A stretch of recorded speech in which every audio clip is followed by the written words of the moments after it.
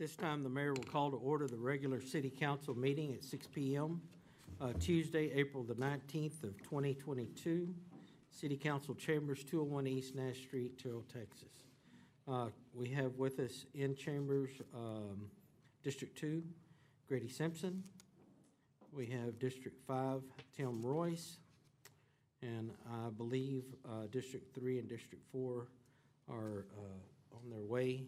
And when they get here, we'll add them to the record. This time, Grady, would you please lead us in invocation? And if you would, remain standing for the pledges. Thank you for another day. Thank you for keeping us thus far through all the hardships of our past with COVID. We still have tragedies and hardships throughout the world that we have to be mindful of. We pray for our leaders over in Ukraine.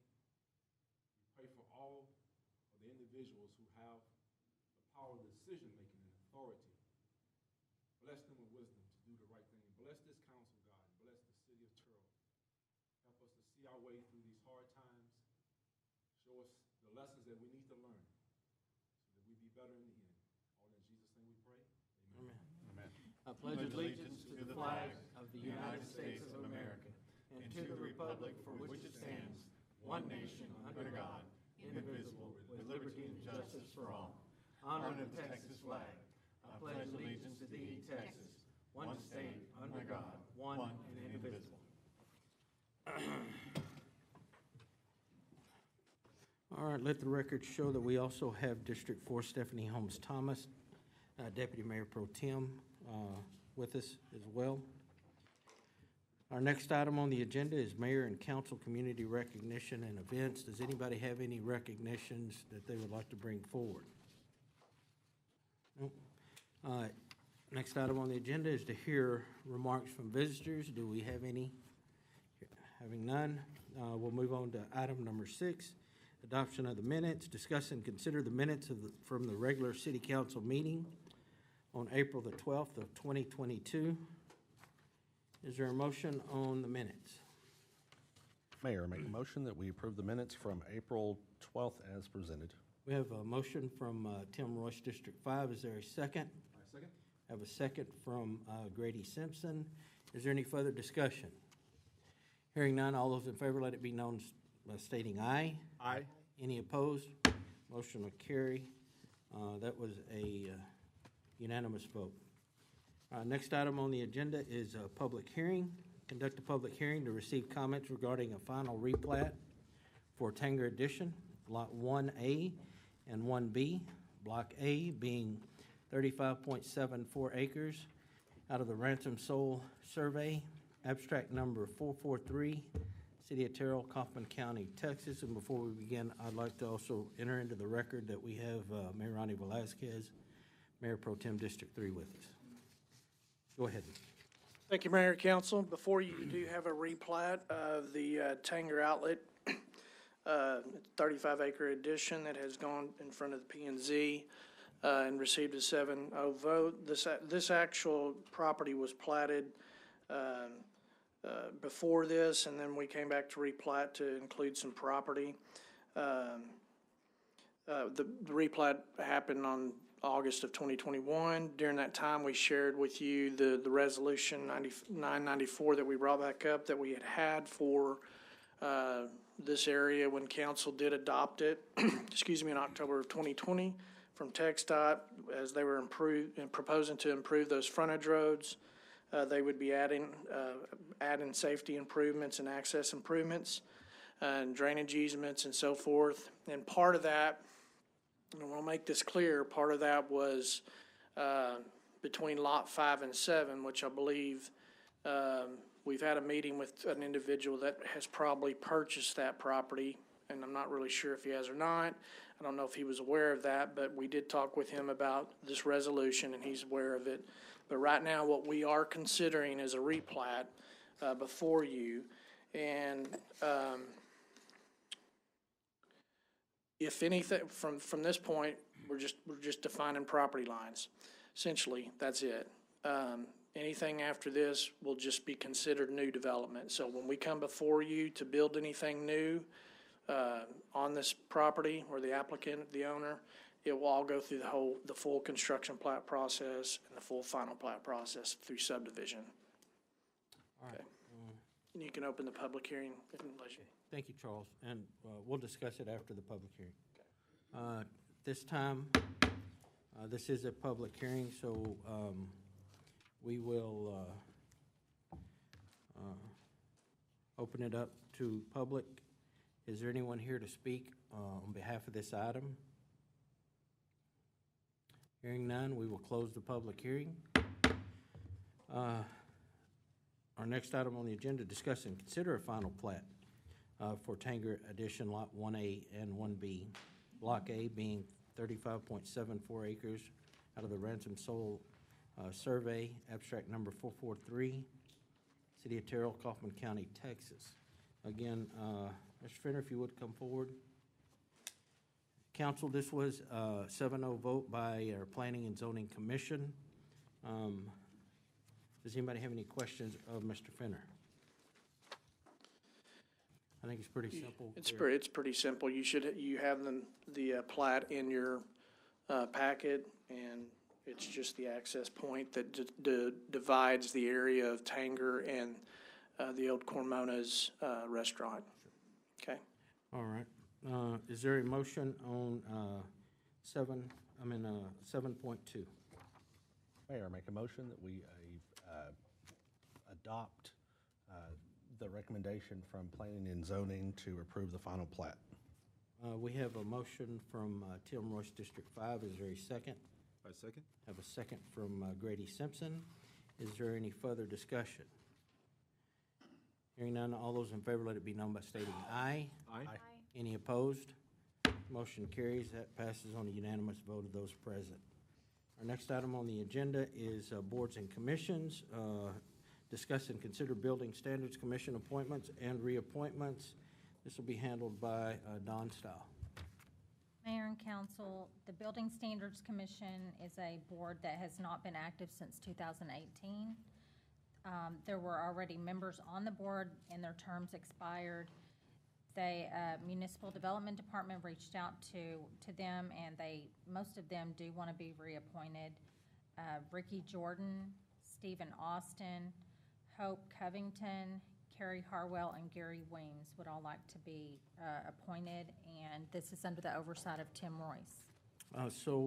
Question, Don, since we haven't had this commission since 2018, will their terms begin new, or will they carry over from prior? They'll begin as of today. If they're appointed today, yes, the new term will begin today. Okay. Yes. Got it. All right, Mr. Royce, Councilman Royce.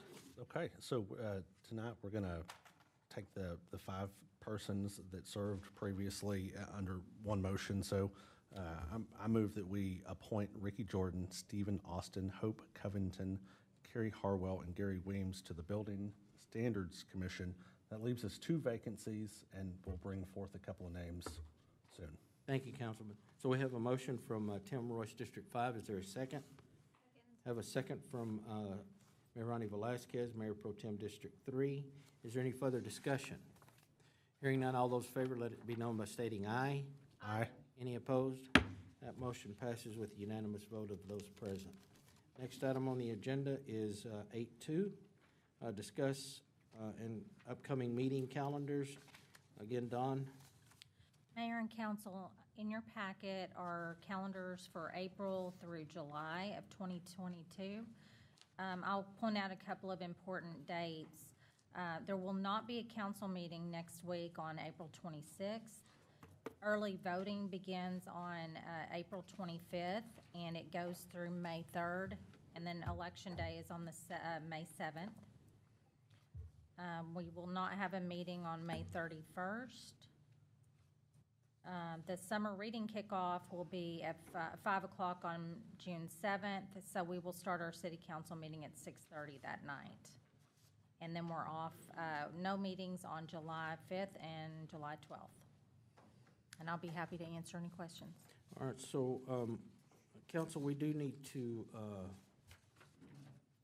decide when we can meet as a group and go over some staff issues, and I think city manager is one of them. Is there a date that works for everybody? I'm thinking that, You mean into May, Mayor? I'm sorry, You mean into May?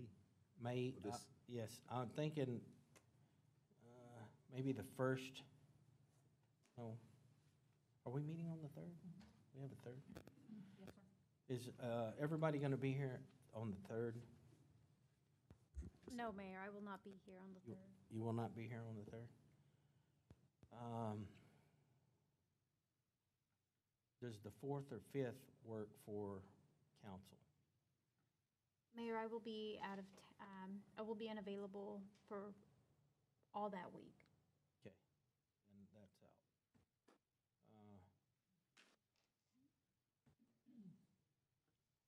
Then how about May the 10th?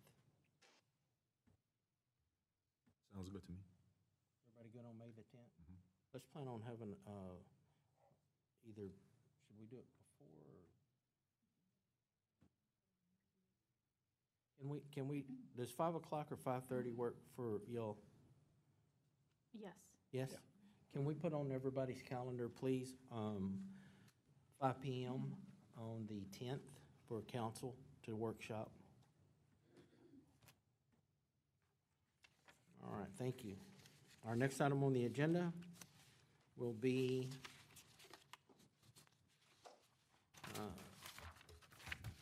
discuss strategic plan downtown projects overview, and this is going to be Mr. Sims, Mike Sims. Sure. Over here so that I can kind of address council a little bit easier. We've got several of your consultants here with us tonight. So as I go through this presentation, by all means, we may have questions that are more appropriate for them. So I might punt and ask one of these smart folks behind me to join in. But part of the reason I asked him to be here tonight was just to really emphasize to y'all what a very coordinated team of folks we have doing work on different parts of what's going on in downtown.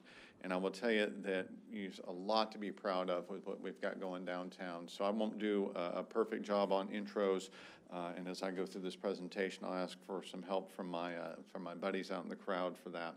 So first and foremost, this is really an element of your strategic plan that we wanted to highlight. Remember, in our 3-year strategic plan update this year, we're highlighting 3 different topical areas. This is one of them. We did the fire station / training field. That was a major initiative for us that involves hiring 15 new firefighters over a multi-year period as we phase that in. We talked about utility rates because that's a major issue where we have some things that we control and some things that we've got to rely on our partner, the North Texas Municipal Water District, for, and that's going to have a meaningful impact on our citizens as we watch those water issues move forward and make sure we build for safety there. And then the third highlight area is just what are we doing in downtown? Because we've got a great downtown and we want to make sure that we do more all the time to reinvest in the core of our city. As we've talked about it, part of what you do with the core of your city is to give people a sense that when they come here, they've really made it to the center of something special. And we need to communicate with our downtown of a unified presence for a unified city and use our downtown as an anchor for each of the neighborhoods around it. So each of the neighborhoods around downtown has something great that it's next to. We know from a quality of life standpoint, being able to walk around your city is a great and important thing. And if we're not investing in that all the time, we won't be able to achieve those goals. So here's an overview of some of the things we've got going on.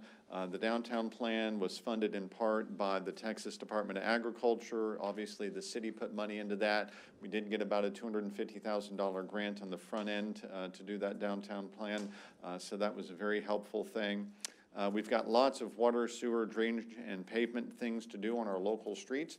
And I'll tell you, it's very hard to get grants for that, right? So I left just the word city on the slide there because as much as I might wish that I could get a grant agency to pay for water, sewer, roadway on a local street. If it's not a TxDOT roadway, it's very difficult to get those sorts of things. Some of y'all know we've been chasing grants on the Alamo drainage for years, right? And as we try to do that, we're not always going to be successful doing that. So you got to have the expectation for water, sewer, drainage, pavement on local streets. You might be on your own there. Quiet zones present an opportunity for lots of different partners to participate: county, Park and Downtown Improvement Corporation, the city, TxDOT, the Regional Transportation Council, Union Pacific. Not that the Union Pacific will help us financially. I can assure you that's not going to happen. On the other hand, they do need to be a partner at the table in planning and organizing those. US 80/SPUR 226. I always say SPUR 226 to remind us that South Virginia, from US 80 down to Airport Road, that's actually a state designated roadway and a very important one for us. So the partners there: county, again, the Park and Downtown Improvement Corporation, the city, TxDOT, and the Regional Transportation Council. The Anderson Building and the Griffith Building, we already have a development agreement in place with that. Y'all voted on it late last year.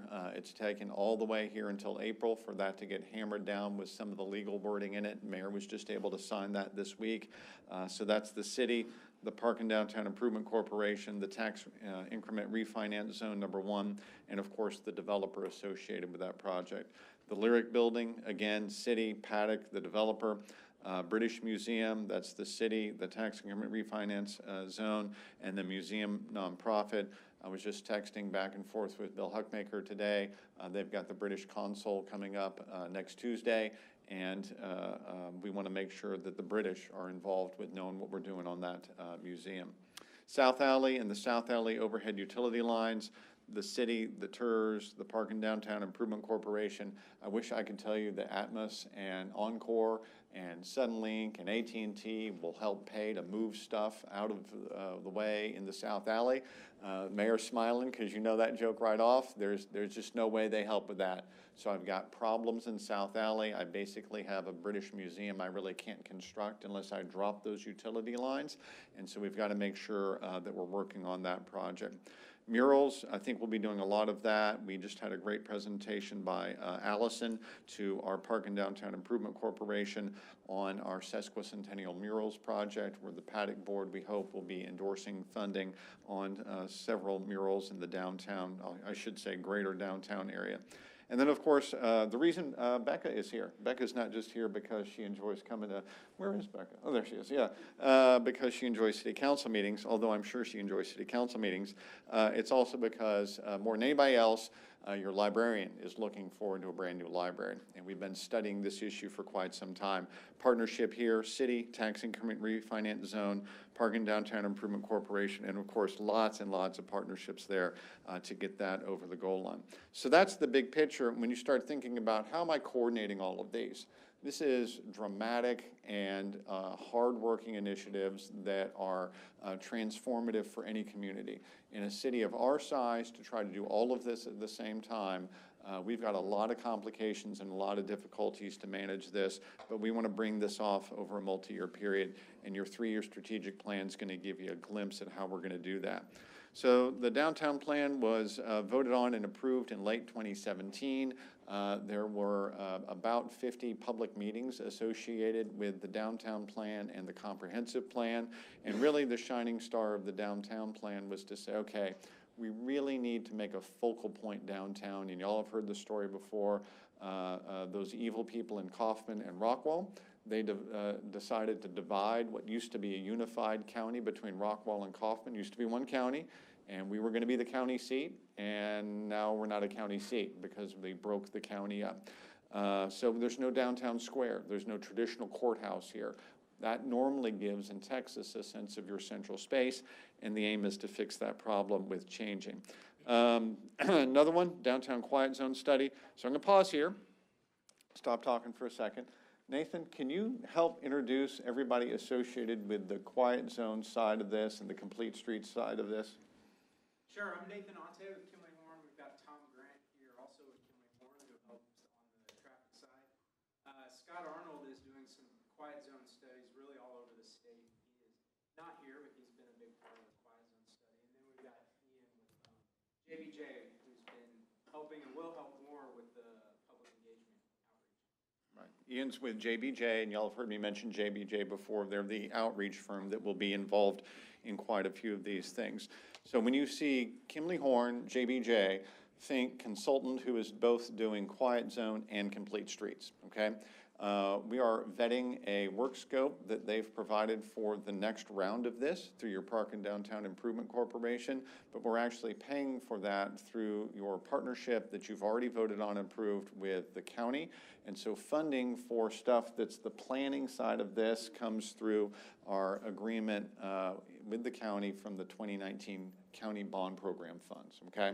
And the idea in the paddock board planning is to do some borrowing to help move forward on complete streets and quiet zones. So again, phase one here is evaluating the options for establishing a quiet zone in downtown. We think the initial cut at this is FM 148 to Birch, and I'm giving it the preliminary estimate of about $12 million. As we've talked through it, there's a lot of uncertainty about what we might be asked to do or told to do, and also achieving our own community goals when we build this, right?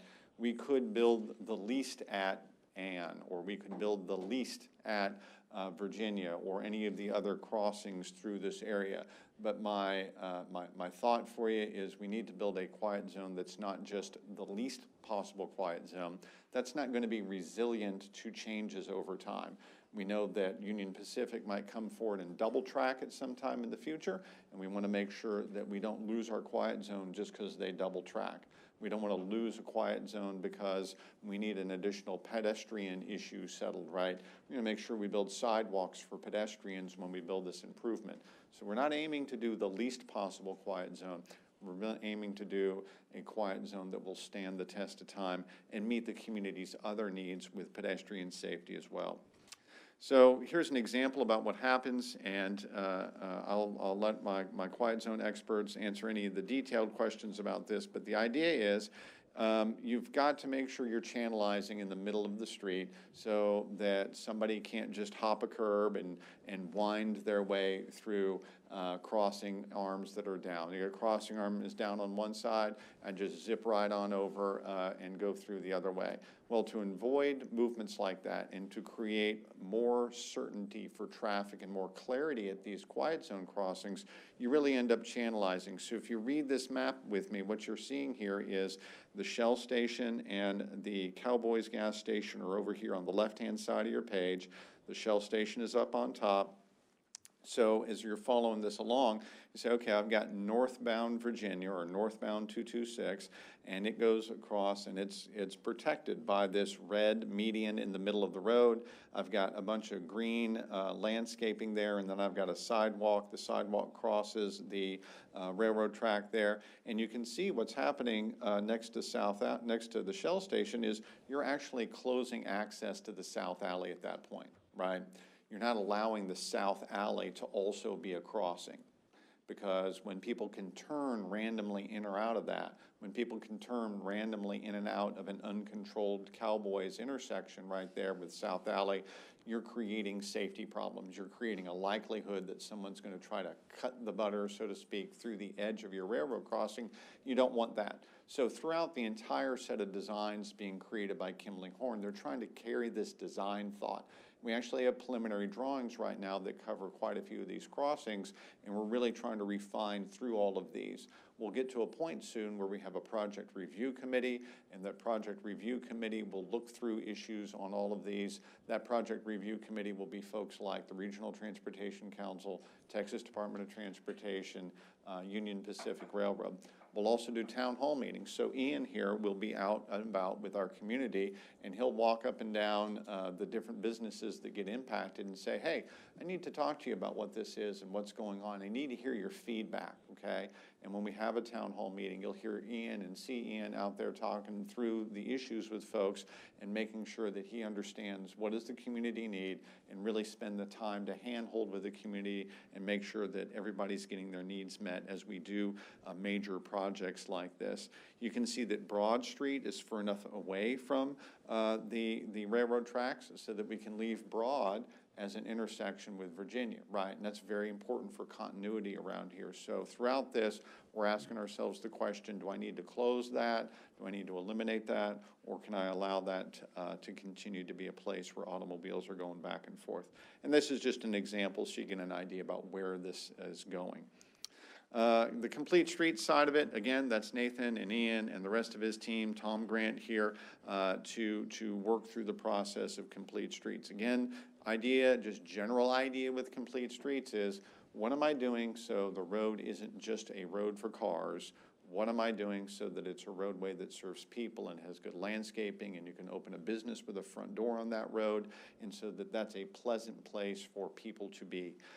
So you've got two transition areas, one being the east of State Highway 34, one being the west of Rockwall. You've got a focal point entryway that we think should be at Bowser to highlight Southwestern Christian College. And we've got a little specialty design with what to do at Bowser, because Bowser just isn't the entry on complete streets to our downtown area. It's also a major railroad crossing where we need a quiet zone to be also next to Southwestern Christian College. So that's a huge issue for us, and we're studying up on how do we really do that so the Bowser project between the railroad tracks and US 80 makes the most sense and really makes a statement that we've got a great entryway to a great college there.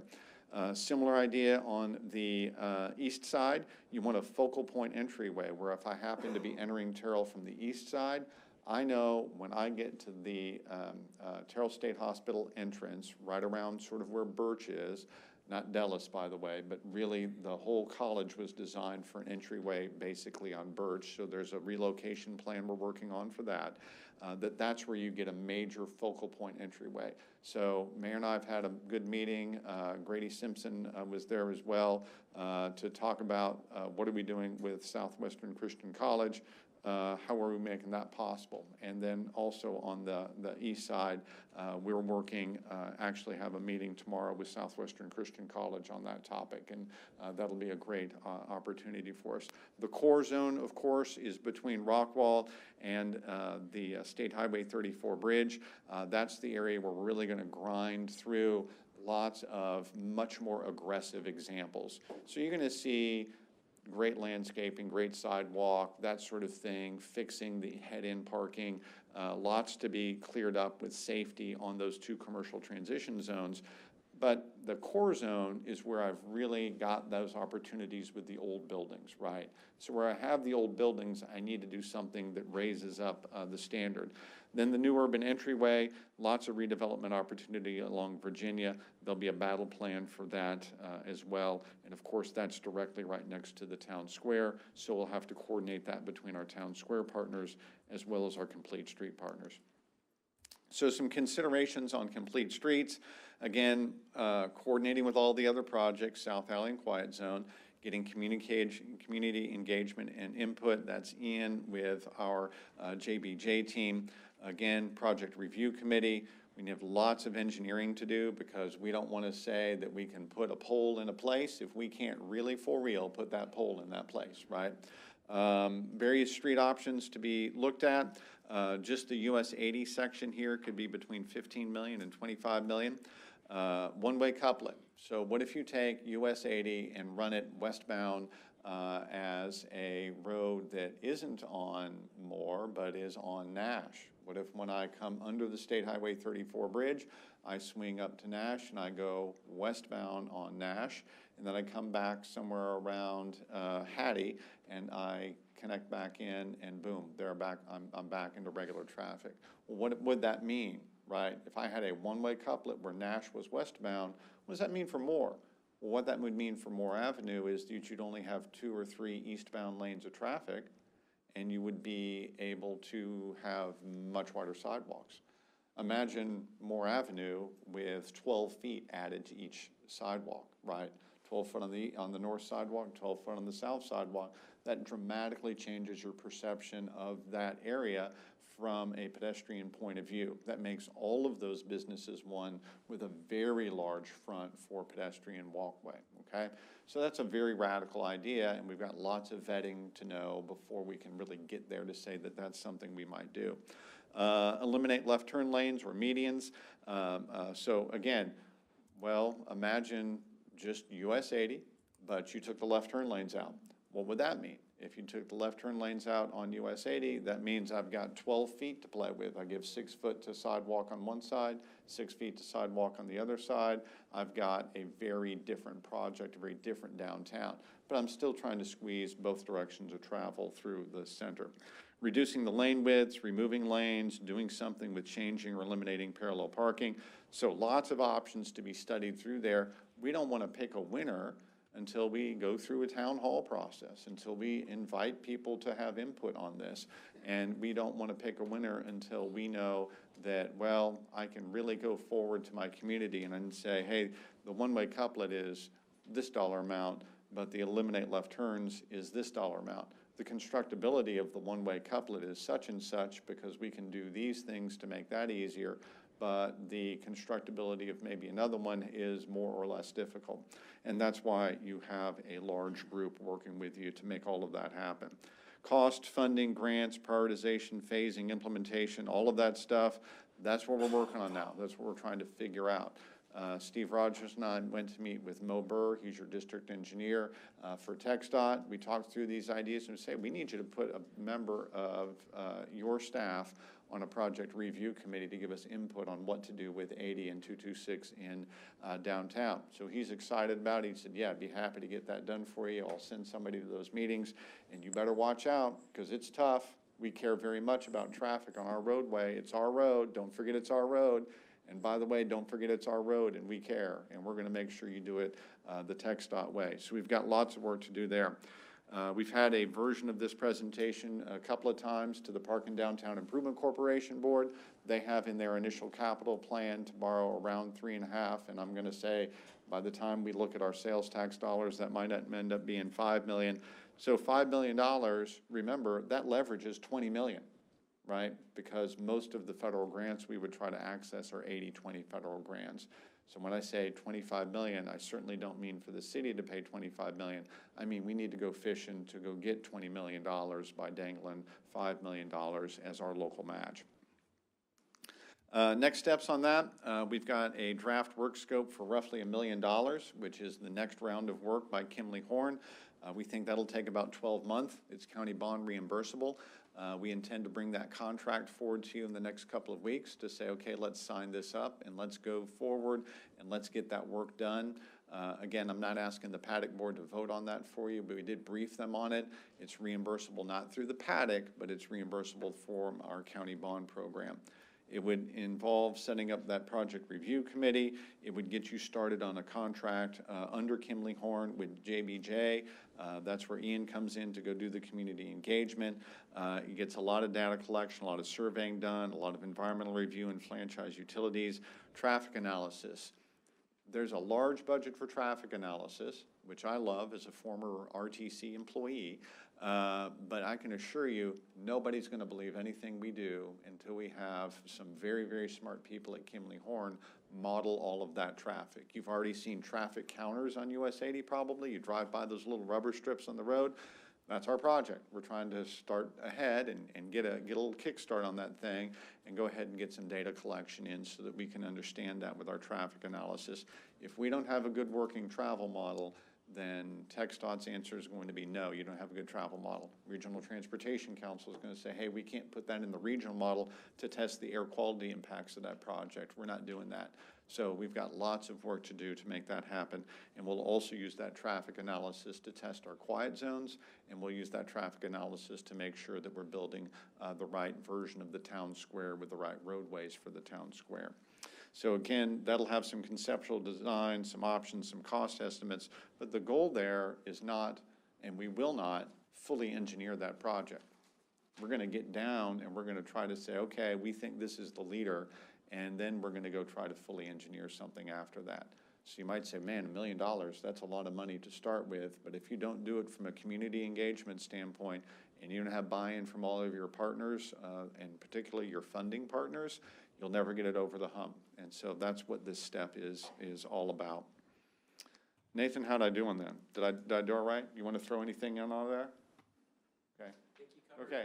So that's a bite. I don't want to go too fast. Does anybody have a quiet zone / complete street question, observation, concern, thing you want to throw out there? Well, I just want council to remember that, you know, when we took this project on and decided that we needed to move forward with it, we wanted to be ambitious in this project and to give our community an opportunity to have input and make decisions. So we're not setting anything in stone. We're simply moving this process forward, and we're going to give those individuals an opportunity at the appropriate time to look at the options that the city's been given and decide which direction we want to move forward with.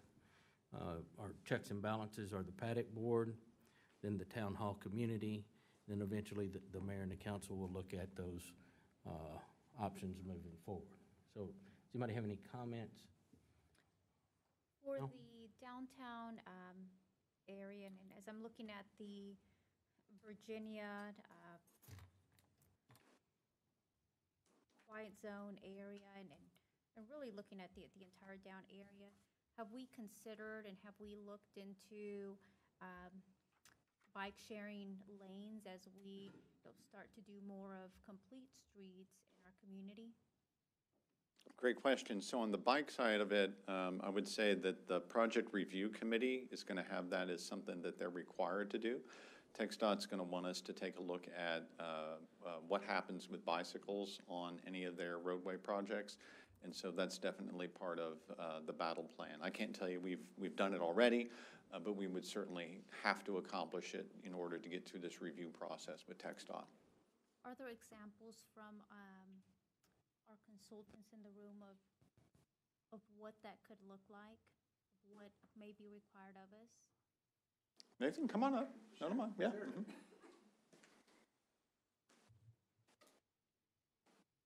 If it's easier for you to point us to a specific area in Dallas or another community, feel free. Sure, and I may call on Tom too. He's doing a lot of these complete streets in downtown Dallas right now. And part of the complete streets is looking at all modes, not just pedestrians, not just cars, but also the bike. So a couple different opportunities would be to stripe the lanes and allow for biking, but that comes at us when you're going from building to building. We've got limited space, so it's balancing those priorities, because adding bike lanes would then maybe reduce the lane widths, which would maybe reduce the sidewalk widths, but it would accommodate the bikes. So, Tom, anything to add on the work you're doing in Dallas?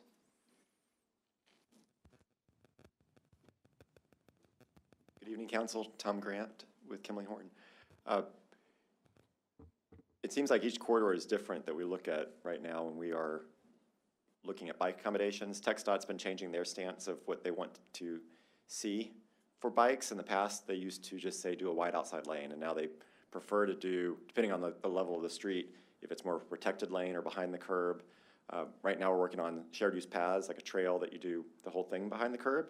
TxDOT used not to allow that, to count that towards bikes, even though the bike community would say, we want that as an option for it. So if it's on street and if it's on a busier street, especially with one with heavy trucks, we normally want to have some sort of protection. Barriers, there's different levels of protection of if it's really a concrete level or just bumps in the road that you basically have to help protect and do buffers through the bikes. So through that corridor, we'll look at it to figure out where it makes sense, and we'll be coordinating very closely with City and TxDOT for that. Sure. Thank you both. Thanks, guys. Yeah. And I guess the other thing to say there is there's a certain system element of that as well, where you might take a look at and saying, you know, am I worried about bicyclists crossing through downtown, or am I worried about bicyclists with a destination in downtown? And that one simple little question leads you to different answers about what you might build and how you might accommodate them. So anyway, lots of detail to go through on that. Okay. Okay, so look at this beautiful building. So here's British Museum. Mark Thacker is your architect for this. Mark Thacker is already under contract with us. Mark's done a whole bunch of great old courthouse remodels and been very, very helpful in reviewing not just this project, but Charles Fenner's got him under contract doing some reviews of some of our facade grants that happen downtown, and that's been incredibly helpful for some of our private sector folks downtown in terms of just getting input from a professional with experience in historical renovation. I feel like I get an education every time I talk to Mark, because he's got that magic of being able to research what's the history of that building and during what years was the building used for what purpose. The British Museum is going to be about 4,000 square feet per floor, 4 floors. The first floor will provide all the entryway features. The second and third floor will have a lot of display in it. The fourth floor is being held out for an opportunity for events, and we've got a lot of planning that goes into all of that. We're also planning so that that building is value over time, because we don't want to just build a specialty building that can never be used for anything else, right? We want to use do a building that has a really good core to it and is useful for many things over a long period of time. I would say that we are getting closer and closer all the time to being able to pull this off and get this done. And so I'll go kind of quickly through how it coordinates with something else. So in order to build it, we've got to be very attentive about what we do with the South Alley. As y'all know, you've already got programmed into your borrowing a project with the Texas Water Development Board so that we're moving water and sewer in the South Alley, and we've got a variety of other considerations we've done there. We had a contract that Charles Fenner was running with a group called Ash Lime that was making sure that we were doing complete streets types of things in the South Alley. And so we're trying to coordinate that with the British Museum. And then we get into the electrical question. So see this little blue box here? This is a zone where we've started to look at the question about, well, wait a minute, what are we really doing with the overhead utility lines there? And this is the topic I mentioned of my concern that if we're going to build a 4-story building directly right next to those electrical lines, right now, in the current design of the building, I think I'm right to say, Mark, that if I step out on the balcony on the south side of the building, I could just reach out and I could enjoy touching those electrical lines. And I'm going to say that's not safe, and I'm also going to say that there's going to be contractors that say, no thanks, I'll take a pass on building that building because we're just not going to mess with that safety hazard. So we really need to address this topic. It also has the benefit of, remember, your interface between one side of the railroad tracks and the other side of the railroad tracks is a huge visual cue to the question of, should I be here as a pedestrian? If I've come to downtown to go shopping, am I really supposed to be walking around South Alley and crossing the railroad tracks and going back and forth between the two? And really, overhead utility lines are going to tell the pedestrian and the person who just parked their car, should I be there or should I not be there? And so we feel like making that a cleaner appearance has its own benefit. It also has the benefit of making sure those old buildings down there are endowed with a better improved access to electrical, better improved access to some of the telecom stuff down there. How often do you hear Wi-Fi is a concern? So we can do that and improve those things whenever we make a change there. So here's the electrical scope.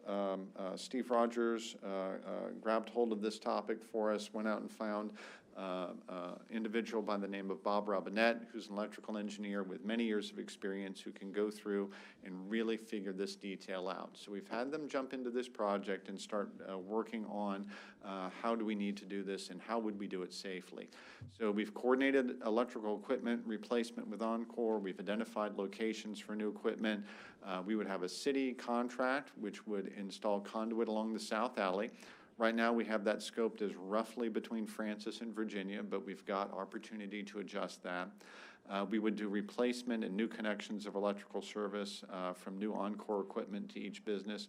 And I would liken this to kind of putting what we did with American National Bank on steroids a little bit. Remember when they renovated their corporate headquarters, we did take some of those old transformers down, and now there's that green box that's out there on Catherine, just on the outside side next to the North Alley. That's sort of what we're thinking about here, right? Instead of having everything overhead, you get wires underground, but there's still some box transformers that you see along the alley line. We need to eliminate them at the British Flying Training School Museum just for construction of that. And then again, the benefit, eliminating other overhead electric lines improves the safety and market value of the impacted buildings and all of the aesthetics, plus that entryway to the town square. So how do we do this? How do we combine this? Right now, the effort that we've got going is that we're asking Mark Thacker to meet with Bob Robinette and work through the question of could we combine these projects? It turns out that as we had some preliminary work done on this, we did find that I've talked to now, well, I'll say between myself and city staff and Mr. Thacker and Bob Robinette, we've talked to probably 3 different folks, companies that would say, oh, please, combine these projects, because we as a general contractor have done that kind of work before, and we'd really rather coordinate taking those utility lines down as part of our demolition and reconstruction of that building. So if you have one contractor do all of the work, we probably get some savings. As you can see my expensive dollar amounts here, given price inflation that's happened over the last year, we may be looking at $5 million for museum. We may be looking at $3 million for dropping those utility lines. That's a lot of money. And so if I have the opportunity to combine those projects to try to save some money, I think that's going to be a very wise thing for us to do. We are going to need some construction staging area nearby, so that's a concern that we need to work through.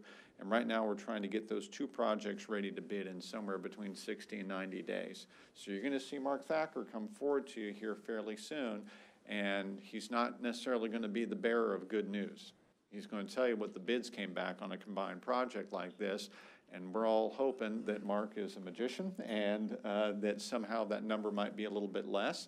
But we're just going to have to take and see what the market will bear. We're trying to be creative about our alternative packages that we do here so that we can clearly say, okay, here is a option where maybe we thin down that electrical. We do a little bit less. Not sure how we can do that yet, but we're working on that.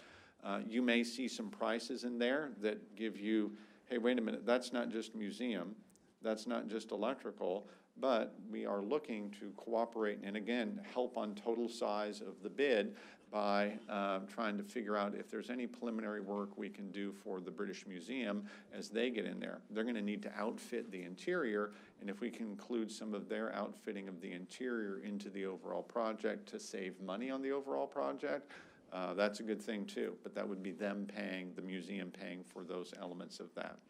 So again, I went through that fairly quickly, but I'm trying to be mindful of time here and give you a sense of, okay, how are all these projects going and how are they going to fit together? I want you to think about an opening day for the museum where I walk out the front door and I still know I'm not ready to reconstruct US 80 yet. I'm going to go out the back door and I'm going to say, okay, we got the electrical lines down by opening day. I hope that we will have the water and sewer done, but I'm still going to have other things to do in the South Alley, because when we put quiet zones into the South Alley, you'll be changing the South Alley yet again, right? And so that means that there'll still be construction on the backside of the British Museum after opening day. So with that kind of an intro, any comments, questions, concerns about British Museum and electrical lines that y'all might have that I can get Mr. Rogers or Mr. Thacker to help me out with? Does somebody have any questions? Again, this is just a briefing as to where we are and where we need to go. So. That's great. Yeah. All right. Very good. Facade improvement program. This is all Park and Downtown Improvement Corporation issue. I'm just trying to bring this up as something also that's getting planned here. The initial capital plan looked at doing about $150,000 annually on this sort of thing. We've already approved a couple of these, and we're moving along with some of them. We're actively discussing. Charles Fenner leads the negotiations on these, and so he'll come to the Paddock board basically every meeting and sit down with them and talk about opportunities and things that he's doing. And I will tell you, the Paddock board's been very, very engaged in that. We've got an example of a partnership here that we're doing with the Anderson building. I mentioned we've got contracts signed on that now. We've got a little bit of construction work started over on the Griffith building, And that Griffith building will probably be coming forward first as an opportunity to turn that into a restaurant. And then the development agreement partnership that we have allows us to do a little lease with them so that they can use our vacant lot at the corner of Adelaide and Moore as an outdoor dining courtyard. And that really enhances the value of that restaurant at that location and makes it very beneficial for us, because then we've got an outdoor dining location available in our downtown area. So we're very excited about that. Griffith building, here's that rendering. Louis Pena uses Peck architecture out of downtown Louisville, and they've got this little schematic done up for us that shows how that courtyard would work. And of course, this is just a preliminary drawing about it. You can see the transformer in the back, so they're starting it very detail-oriented, and then you can see how you would have to go and enter that project and have opportunity to have some sculpture-type stuff and some play area-type stuff out there in that courtyard. So I'm going to pause there. Any quick questions on facade program? Okay. So Mike Burns, and why don't you introduce yourself and this crazy visionary here next to you? Chris Basham is our planner from KSA. Mike Burns, Vice President of KSA. So y'all have seen them several times. They're the ones who were with you when we approved last fall the Town Square Task 1 report. So that's a project very much underway. They've given us a set of recommendations there. They gave us an opportunity to move forward on several parts of this. So we're thrilled to have it, and tell you where we stand on next step. Just as a reminder, here's that Houston tour opportunity we had. We looked at Sugar Land Town Square, Rice University, McGovern Centennial Gardens, gave an opportunity to see what those projects were doing and how those were moving along. And here's the alternative proposed plan, the selected alternative. Large Central Park, green area, 8 city blocks, pedestrian promenade framed with civic buildings. So Catherine becomes the spine of that. We create a lot of private redevelopment opportunities west and east of the town square, north and south. Virginia then flanked with private redevelopment opportunities. So lots of great opportunity there, lots of opportunity for us to move forward and build something that really creates a unified version of downtown. Something great on the north side, something great on the south side, an opportunity for people to be proud of their central part of their city. So what's next? You heard a little bit of this already from Chris Basham. We've got to do a lot more on infrastructure assessment. So if we're going to have those 8 blocks, and we're going to have parking around those 8 blocks, what are our streets going to look like? What's our drainage going to look like? What's the water and sewer going to be under there? What are we doing with electrical in that area? What are we doing with telecom in that area? So we've got a very small preliminary study that we're going to be working through. You'll see this as an opportunity to spend some money here soon. We need to define all of that necessary infrastructure and then get into some next steps. We've got a nice little spending program there of about $150,000 that we're going to bring forward to you soon. We're going to create standards in that for the town square development. And this is really something that we haven't done before, right? What is the architectural style in that area? And what architectural requirements do we want to have not only for the town square development itself, but what architectural standards are going to be necessary on the redevelopment areas, right? So if there's a old muffler shop or an old auto parts store and it's vacant right now today, somebody wants to come in and do something with it, it's in that area, it's required to be reused for such and such purpose. How are we going to do that? That's what an architectural style and developer guidelines would do for us. And then working through funding options, doing some programmatic and schematic design of the library community center. I'll talk to you about that a little bit as well. And again, you'll see Ian involved in this as well a little bit, because we'll do some community outreach here because we want to get a lot of good community input as we're moving forward on this project. And you'll see a lot of Chris Basham with that. So I just brazenly stole this PowerPoint slide from Chris Basham. What's it going to take? A community-supported vision, strategies, game plan. It's going to take incremental steps. It's going to take funding. It's going to take public-private investment. And as we remind people, you know, Central Park in New York, that was 15 years. The Clyde Warren Deck Park, they only did phase 1 in 8 years. Now they start on phase 2 just to make it a little bit bigger. So they've got a lot of work to do just to do the first phase. Yes, it was. Yeah, yeah. All right. Town Square Library, next steps. This all goes together, so I'll pause for questions after a few more slides here. So Becca is our library leader on this one. She's got Maureen Arndt, who is the president of 720 Design. 720 Design's the company that you've seen before that did our library needs assessment that really started us off in this direction, right? So it was back in that 2017, 2018 period where we looked at our library needs assessment, and we said, you know what, we really can combine this with our downtown square. So we're still on that exact same idea that the town square needs to be anchored by library. So we're going to do, again, some additional community and leadership input sessions, updates to the City Council and Library Board, tours of similar projects, have some best practices, what have other projects done that we can learn from. This is my old idea that I want to cheat off somebody else's homework and make sure that I'm doing as good as I possibly can.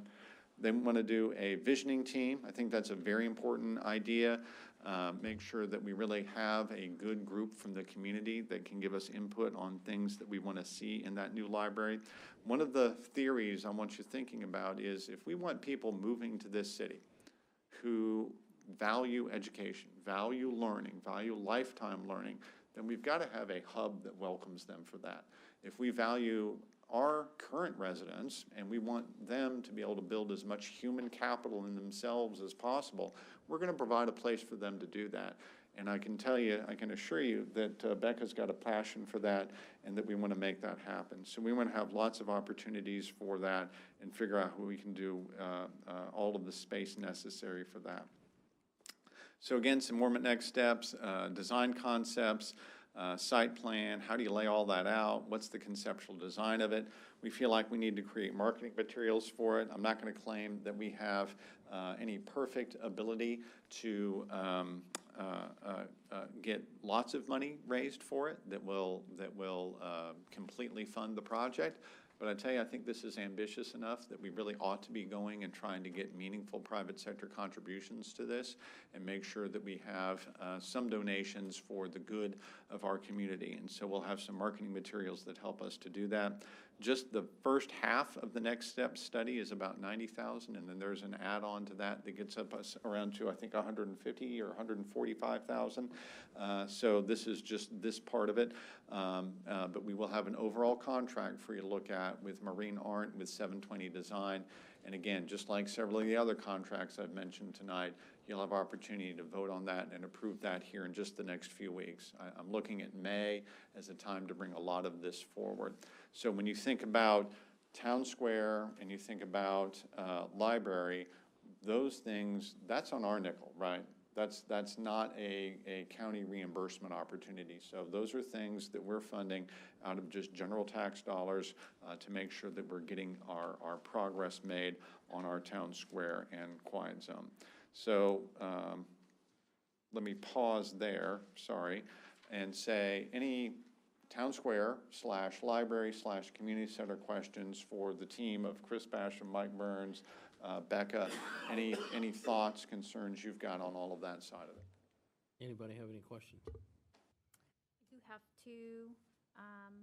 One is a comment regarding the downtown park and for our consultants in the room, I'd like us to consider as we're seeing what other parks in, whether it's Texas or the United States, and downtown areas that have a business / community / visitor areas, what they're doing in terms of whether it's electrical outlets, outdoor working space, since that's something that may be coming sooner to our community than the town square. I think it's all going to come at the same time. One of the things that we're looking to do with the next steps is to identify desired components that you want to happen around or in the town square area. Part of that ties back to the infrastructure study as to what's going to be needed infrastructure-wise to support that particular component. For example, one of the things that we looked at was an outdoor theater, so you can have an outdoor concert. Well, that requires certain infrastructure to go in there. We're going to identify that for that component. There may be another component where you've got, well, we're going to look at the same thing for the library. Wherever the library ends up in there, we'll be looking at that component. We're also looking at one of the other things, one of the other seeds, as we called it before, was this idea of an incubator, which probably ties in with the library again too, and what kind of businesses may be out there, or rentable space or leasable space to start new businesses. Again, what kind of infrastructure is there? How does it get built? Does it get built by a developer, by the city, by a private individual? So we're kind of looking at that in several different ways and ways it comes about to allow it not to be solely a city-funded development. What we want to do is create a pattern with these standards that anybody can come in, whether it be private, whether it be a developer, whether it be a public-private partnership, or a city wanted to do something. But it all starts to tie together so that somebody can buy into and build parts of the components that lead to the whole development. So let me tag on to that answer, because I think I know part of the direction you're asking that for. I think that we can certainly ask Chris a simple little question. Hey, what are some basic things that we want to put in a park so that our smarter than Mike Sims generation that uses a lot of electronic stuff all the time has the Wi-Fi access they need, the recharging that they need. I know that Dallas just did a park that I want to say was a renovation of part of the old West End development area. They took a parking lot, created a park there, and they had a nice little laundry list of, we're going to do this with outlets, this with Wi-Fi, blah, blah, blah. We can ask Chris to get those details for us, and then we could give the park board and the paddock and the city council options about, well, do we want to do that sort of thing in all of our parks as a general standard for all parks, or do we want to just save that for town square? We've got several other parks, and so we'll just use that as part. So I'm just saying, yes, I kind of think I know what you're thinking there. That's a good rephrase of what I was thinking. Okay, yeah. Awesome. Did you have a second question? I have a request from Mr. Dow, and welcome today, Mr. Dow. I would like to see something sent to staff, council regarding the community engagement that has occurred. I'm very interested in knowing what's occurred, what's going on at this time, and what we can expect in the future, and who are those individuals we're reaching out to. So whether it's businesses or community members or social club groups as an example, and I'm interested in what those time frames are for what's currently happening and when we can expect that outreach to be completed, and for the future what that time frame will be as well. Yeah. Thank you so much. I have a town square question for Chris. You're back up. Hey, at least a couple of us, while we were on our field trip down to Houston, a couple of us, we acknowledge this project is a ways down the road, right? A generation, a council generation or two down the road. But there was a couple of us that were interested in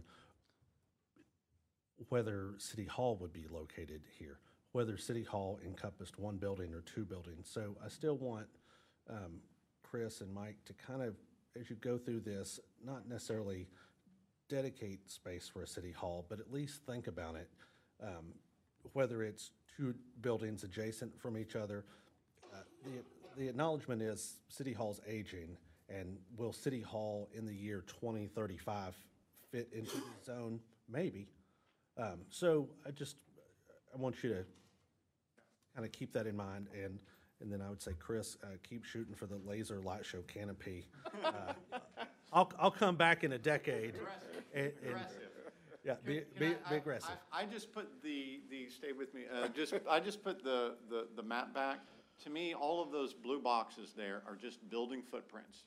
And I think you're hitting the nail on the head with the idea that we're acquiring a lot of opportunity for a lot of building footprint because we know just about everything we own, other than our police headquarters, everything we own is dilapidated. Everything we own is old. Everything we own is getting closer and closer every day to past useful life. We're doing a renovation project right now in the housing department where we had to move people off one floor just to reconstruct and fix on the other floor. And that's putting a lot of employees in a difficult situation. And I've said this many times before. We have our senior center on the first floor of a 1919 building, and that's not sustainable. That building is not easy to use for seniors. And as we work through all these space considerations, you know, Chris, Maureen, Becca, they'll all be working together in the effort to say, okay, how do we use those spaces and how do we make it, this is the main point, right? How do we make it all better than the sum of its individual parts? We could scatter city facilities all over the place and not have a collective wow when we get to the end of it. The goal here is put it all together so we get a collective wow at the end of it. I think community engagement is very important, and several years ago, I went to some of those meetings, but never in a million years did I think the new downtown was gonna look this way. I don't see anything in this project that even reminds me of what was there. I do see you have historic property, and then I think I see I think that other building is maybe the volunteer fire department.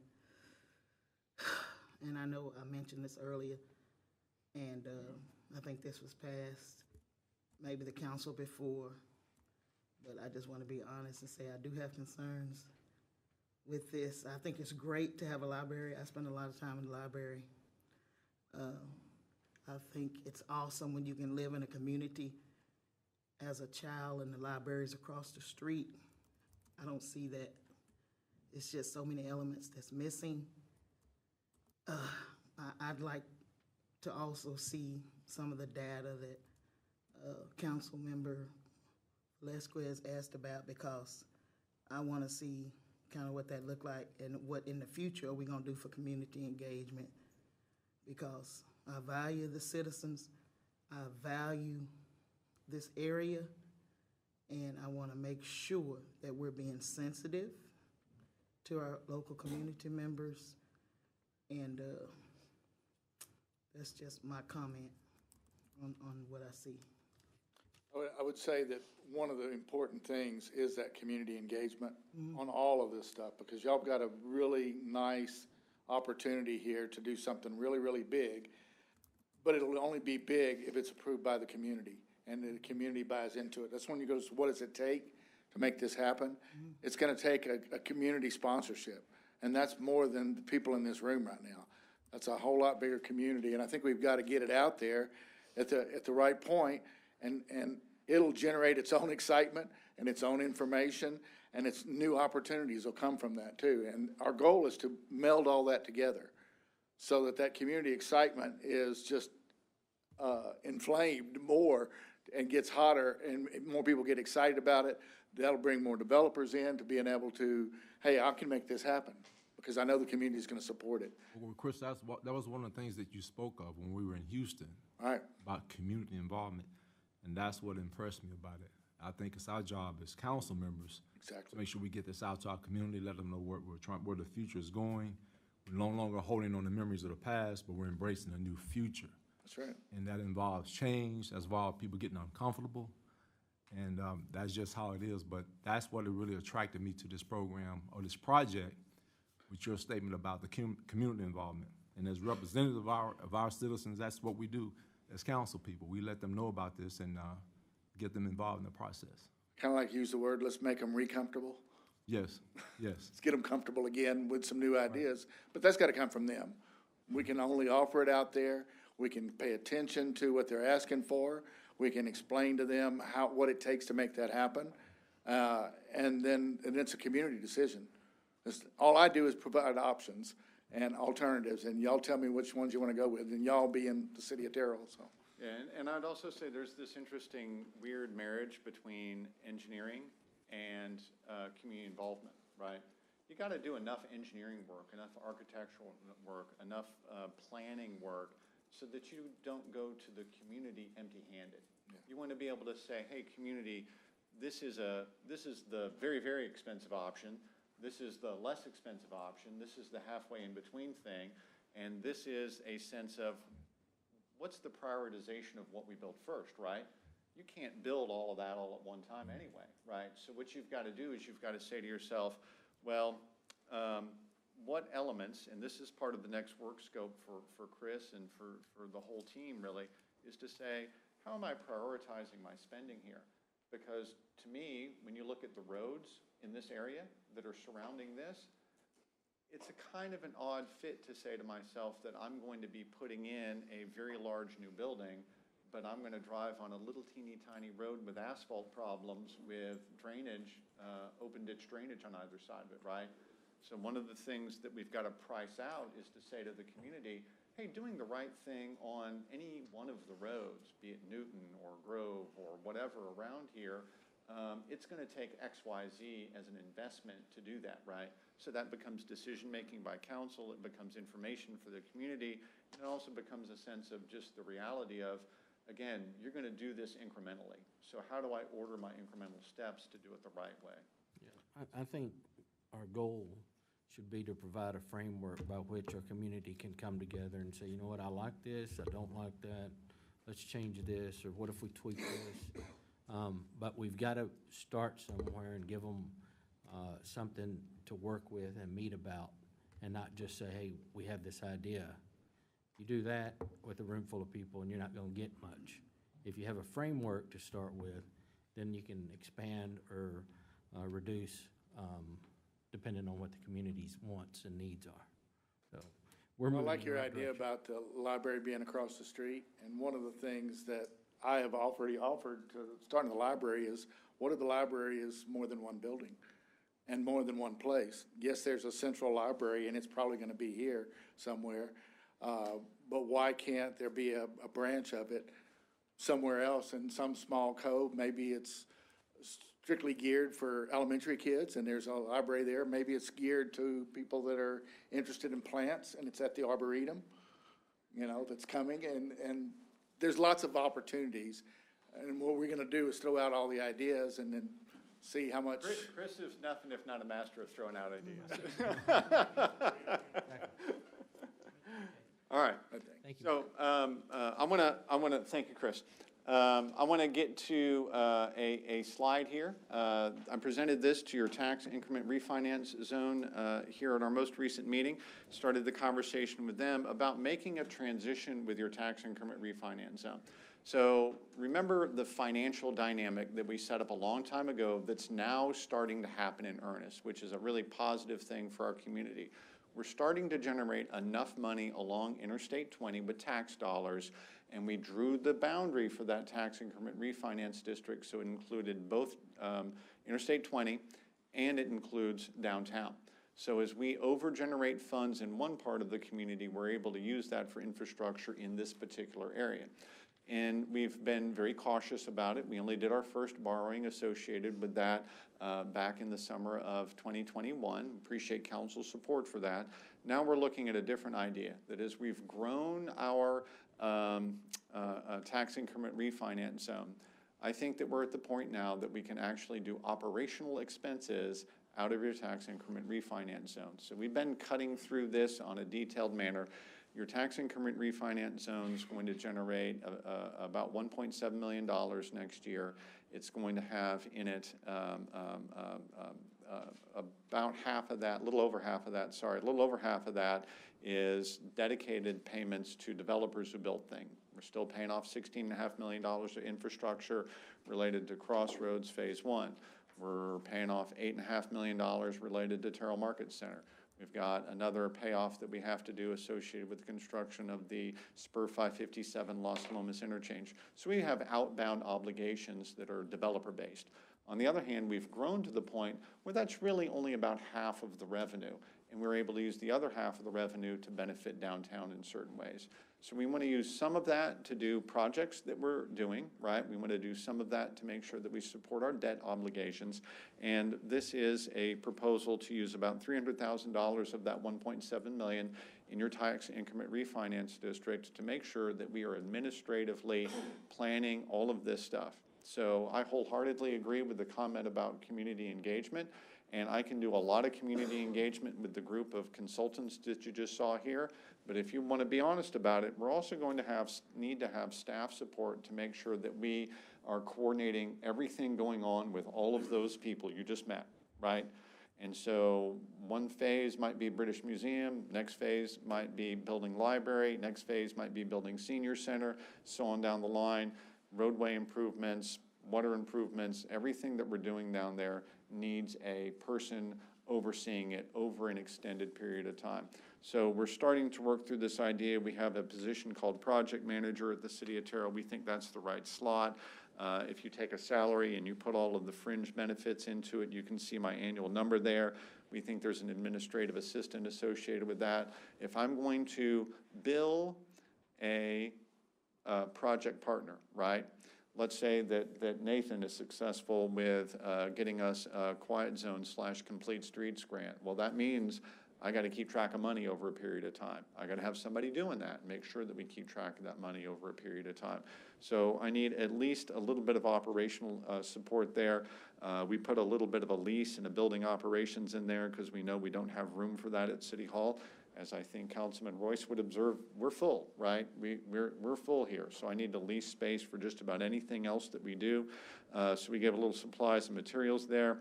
The administrative side of doing annual reports for our tax income refinance district was always something that we did in-house. We think we'd like to outsource that. So you put that together, and that's about a $300,000 annual expense. I'm not saying that we're going to incur all of that in FY22. We're talking to your tax increment refinance zone right now, asking them to consider this expense. If they endorse it, then we'll bring it forward to you for a half of this cost for FY22, and we would be able to go fill these positions and have some in-house staff making sure that we don't drop the ball on any of these major important priorities that we have for downtown, and make sure we really do the right thing to build downtown incrementally correctly over a period of time. And then, of course, we would consider that same dollar amount for the FY23 budget. So I didn't want that to be a surprise to anybody as we're talking through that. So any questions about downtown project Mr. office? Sims, is this a standard with other cities who are expanding their downtown? Yeah, I'll tell you, I picked up this trick from City of Dallas when they wanted to do their Trinity River project. One of the things they did on the outset of that was to create a Trinity River project office, and I think that really helped get them organized to do that correctly. City of Dallas did the same thing with their Katy Trail operations. They had an office associated with building and organizing work related to Katy Trail. The city of Fort Worth did the same thing with their downtown improvement and the Panther Lake improvement. One of the interesting things about this is the continuity of staff working on it over time allows you to really go get big scale projects queued up for major funding opportunities. And I'll use the example that over the last 20 years, Kay Granger has been, first she was mayor of Fort Worth, and then she's U.S. congressperson. One of the project office operations they did there was to scope out and get agreement from the U.S. Army Corps of Engineers on a $1 billion project, okay? It's Fort Worth, different scale, same idea. They got that $1 billion project included in one of the Recovery Act funding bills because they had a fully engineered project ready to go, and city staff working every day to make sure that that project was viable and there were no hurdles, right? It's the no hurdles deal of being actually really shovel ready. Was everything purchased? Were all the tie-ins engineered? Did you really have something that you knew what you wanted to build? Was the community buying into it? Part of having a project office means I've got a place where I can open a door and somebody who wants to sit down and meet with the architect, somebody who wants to sit down, a member of the community who wants to sit down and go through it and talk to Chris Basham about it, or talk to this staff person, has a front door to walk into.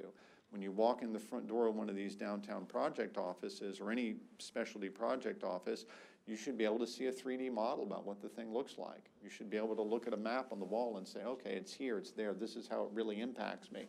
And if you don't have that place for people to walk into, you're missing part of the program, right? So it helps people to capture the vision. Yeah, of the right, future. right, absolutely, yeah. So how, with these positions, are they like indefinite or to projects are My completed? comment to or- you is you've got a tax increment refinance zone, number one, that lasts through the year 2037. And so if we fund these two staff positions and some of these operational expenses out of that tax increment refinance district, I feel like we can do that for at least 10 years while we get this thing going up and operating and launch it. And I think that the more, if we could get a position here where we have a continuity of a good staff person to be hustling this every day, I think it'd make a world of difference for us. Sounds good. Mike, what would? Yes, ma'am. HR question here. What would the position be described when you post the position? Would it be listed as grant funded, TIF funded? What type of? So, great question. So we have a project manager position already defined. We've got 2 project managers that work for Steve Rogers. We've got 2 project managers that work for Glenn Caldwell. And as we kind of talk through from time to time in the past, the idea of project manager is you do a lot of your work, really you do the predominant amount of your work with outside contractors, right? And so, Mike Shook is an example. Mike Shook is out there every day working with people who are building stuff in Terrell, and he's saying, you're doing it wrong, do it right, right? Okay, so you would certainly scope that out to say downtown project manager, you would use a responsibilities list that's similar to the other ones because they're all based on making sure that outside contractors working for the city are doing the right thing. Whenever you do a job description like that, you're not necessarily putting in the formal job description, it is funded by such and such. But when you recruit for the position, you sit down and you meet with them and you say, hey, this is how this works and this is where this is funded. And just like a garage employee for us is shown as funded through garage and a utility employee is shown as funded through utility, there'd be full transparency where those 2 employees would know where their funding is coming from and know where that's dedicated from. So the staff member would go to Mr. Rogers' department? I'm not gonna get into that side of the detail right now. I would tell you that because a lot of this is planning oriented, I'm really actually leaning that this is better in the municipal development department for that project manager to oversee, because I've got to make sure that I've got the continuity of making sure that the big civic goal, right? This is not deliver something that people, generally speaking, don't see. This is delivering something that people do see. And so I think that's probably going to be a better match for Mr. Fenner. But again, I don't want to do project assignment to directors right here today. Okay. So Yes, ma'am. looking at funding, that I don't recall this position, and maybe it's listed under, operational expenses in the TIF plan, the strategic plan, or the long-term plan for TIF and how the funds for the TIF area will be expensed. I'm always looking for opportunities in District 3. The TIF area is primarily in District 3 and also in District 2. So I'm always looking for opportunities and where we can leverage funds to improve the infrastructure that we currently have, or put in infrastructure that we need to create the redevelopment or create development in those areas. So I will ask staff to keep that in mind as we continue to see how we expend the funds from the TIF area and other potential opportunities as well. Yeah, I would say that it's important to remember that in a tax increment refinance zone, your expenses need to be capital project related. So I would not come forward with this and say that we're going to do anything in this other than how do I deliver a series of capital projects over time? And if that's what these folks are dedicated to, then that's a good TIF expense. we would not use the TERS for operational expense of doing a downtown event like Taco Fest or cleaning downtown or something like that. Those wouldn't be TERS eligible, but these are capital project delivery expenses, and so therefore that's okay.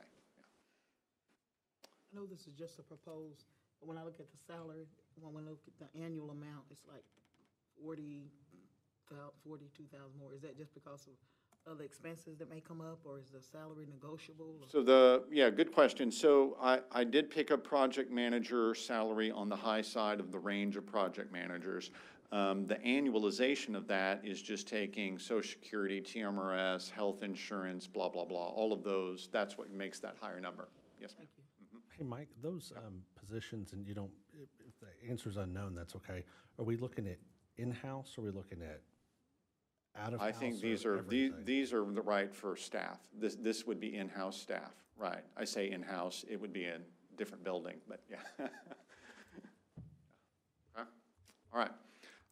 So here's the overview that I was saying, okay, how does this fit in 3-year strategic plan? FY22, FY23, community input, planning, establishing partnerships, land acquisition.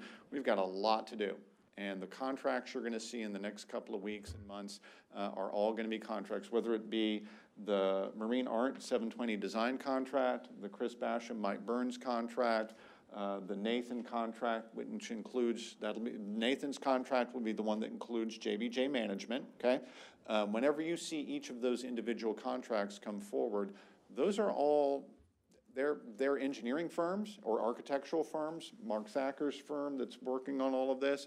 You're going to see all of those not as we're really doing the architecture or we're really doing the engineering. We're doing the planning right now, right? We got a year or more of planning to slog through. So FY23, FY24, community input.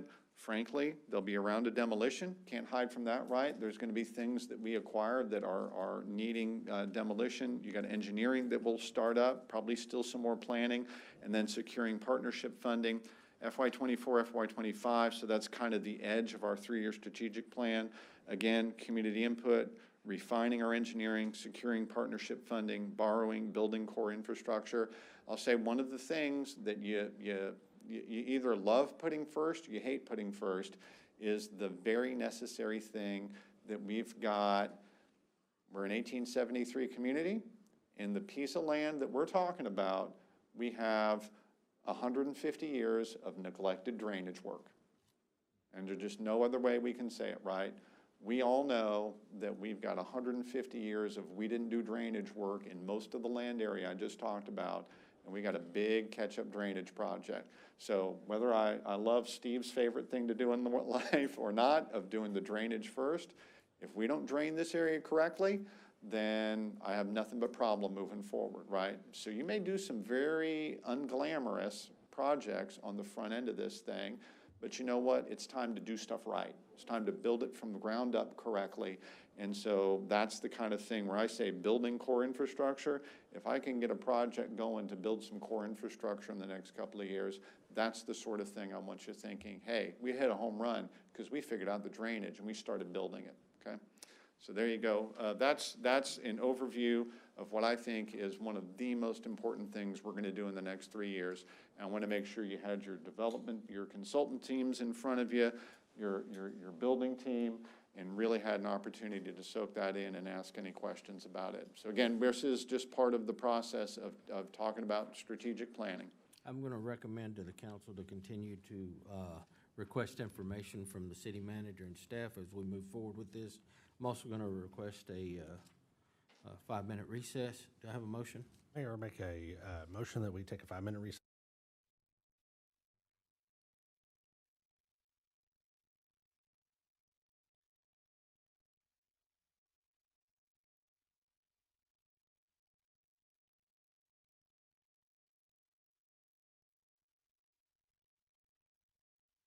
Reconvene into regular session. The next item on the agenda is discuss presentation for the adoption of the International Building Code 2021 and International Building Fire Code of 2021.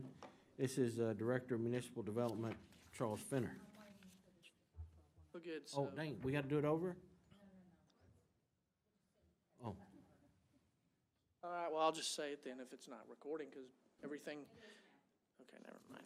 I won't say it. Charles Fenner, go ahead. Yes, sir. Thank you. Mayor, council, so we are behind on the adoption of the building codes, and I'm sure right now, these guys are staring really hard at me back here, but our building and fire code updates, really need to get taken care of. We had planned this, over a couple of months ago, but things had gotten very busy. And so, as well as us being very busy in developing, and so, tonight, I'm going to go through a real quick presentation for you, and then we're going to come back at the next meeting with an ordinance for you to consider. You've done this before, and we have to do this, and we'll go through that here real quickly. So, which way are we going here?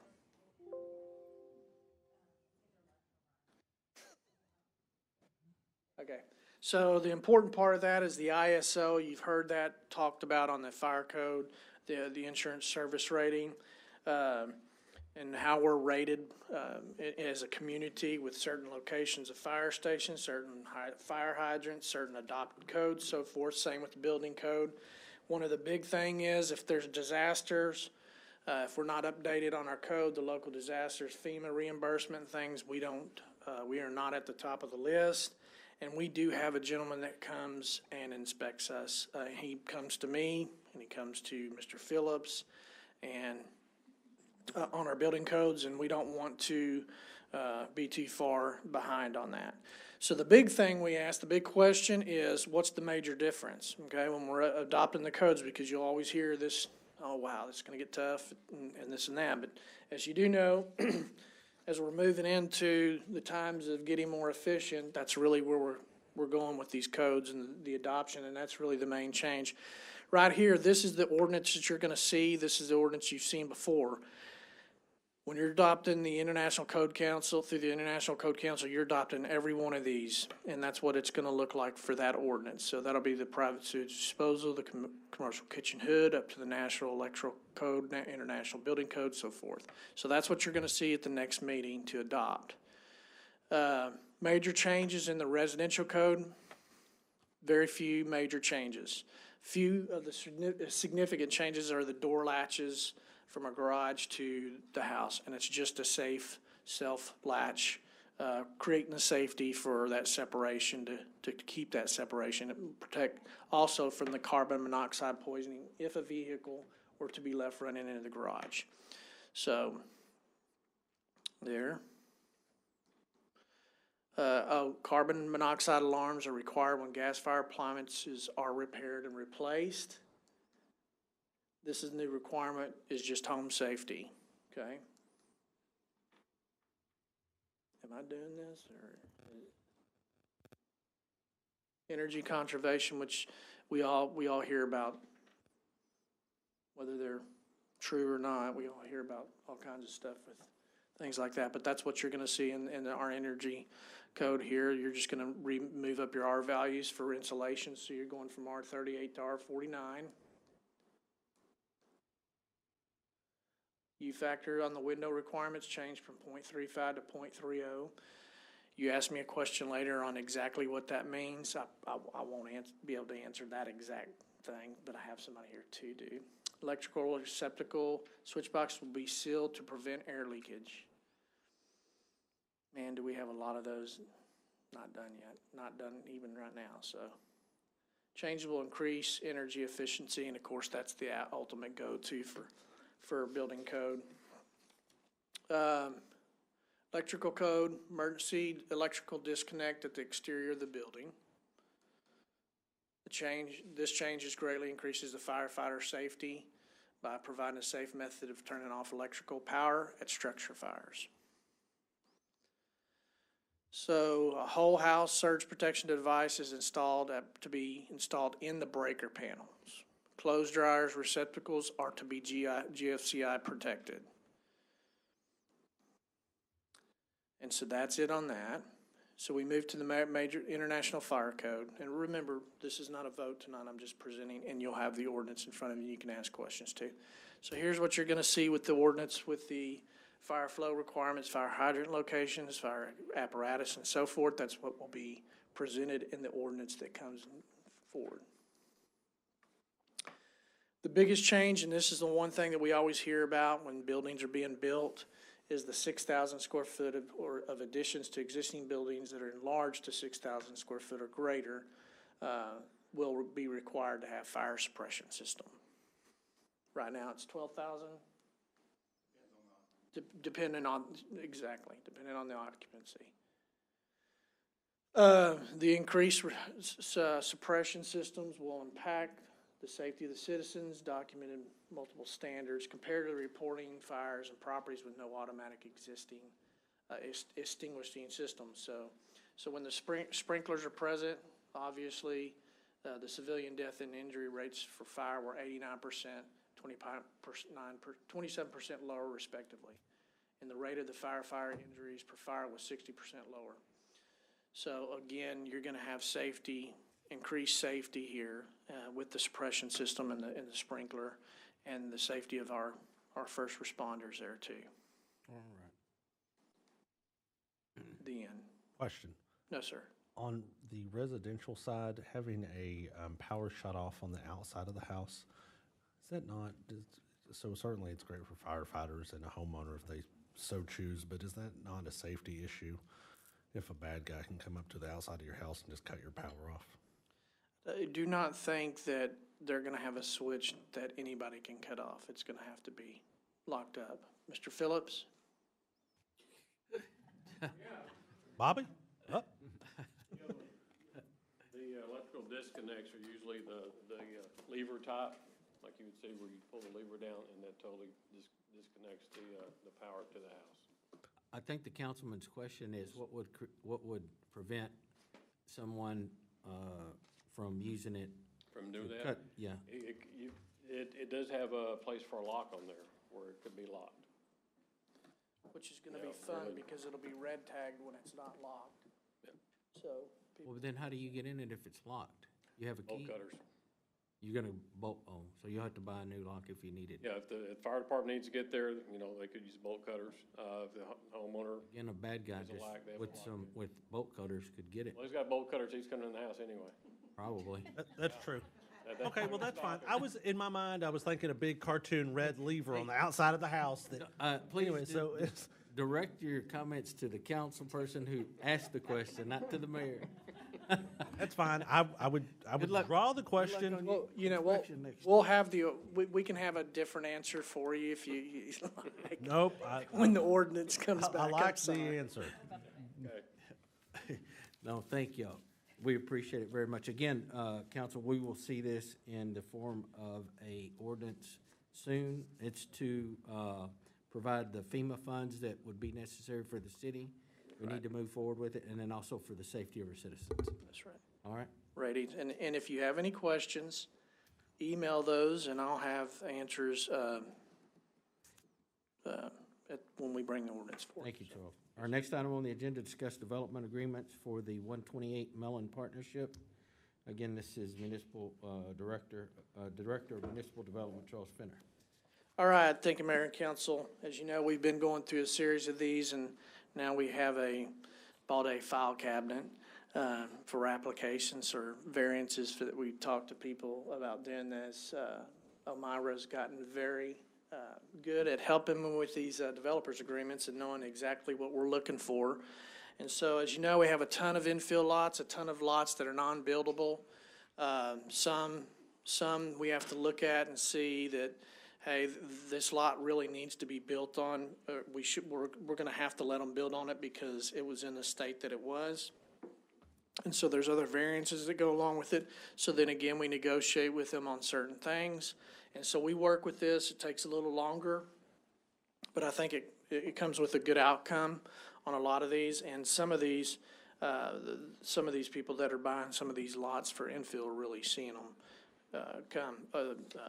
come as a very positive thing for them. So on the first agreement that you're going to have in front of you, we've summarized this for 128 Mellon Street.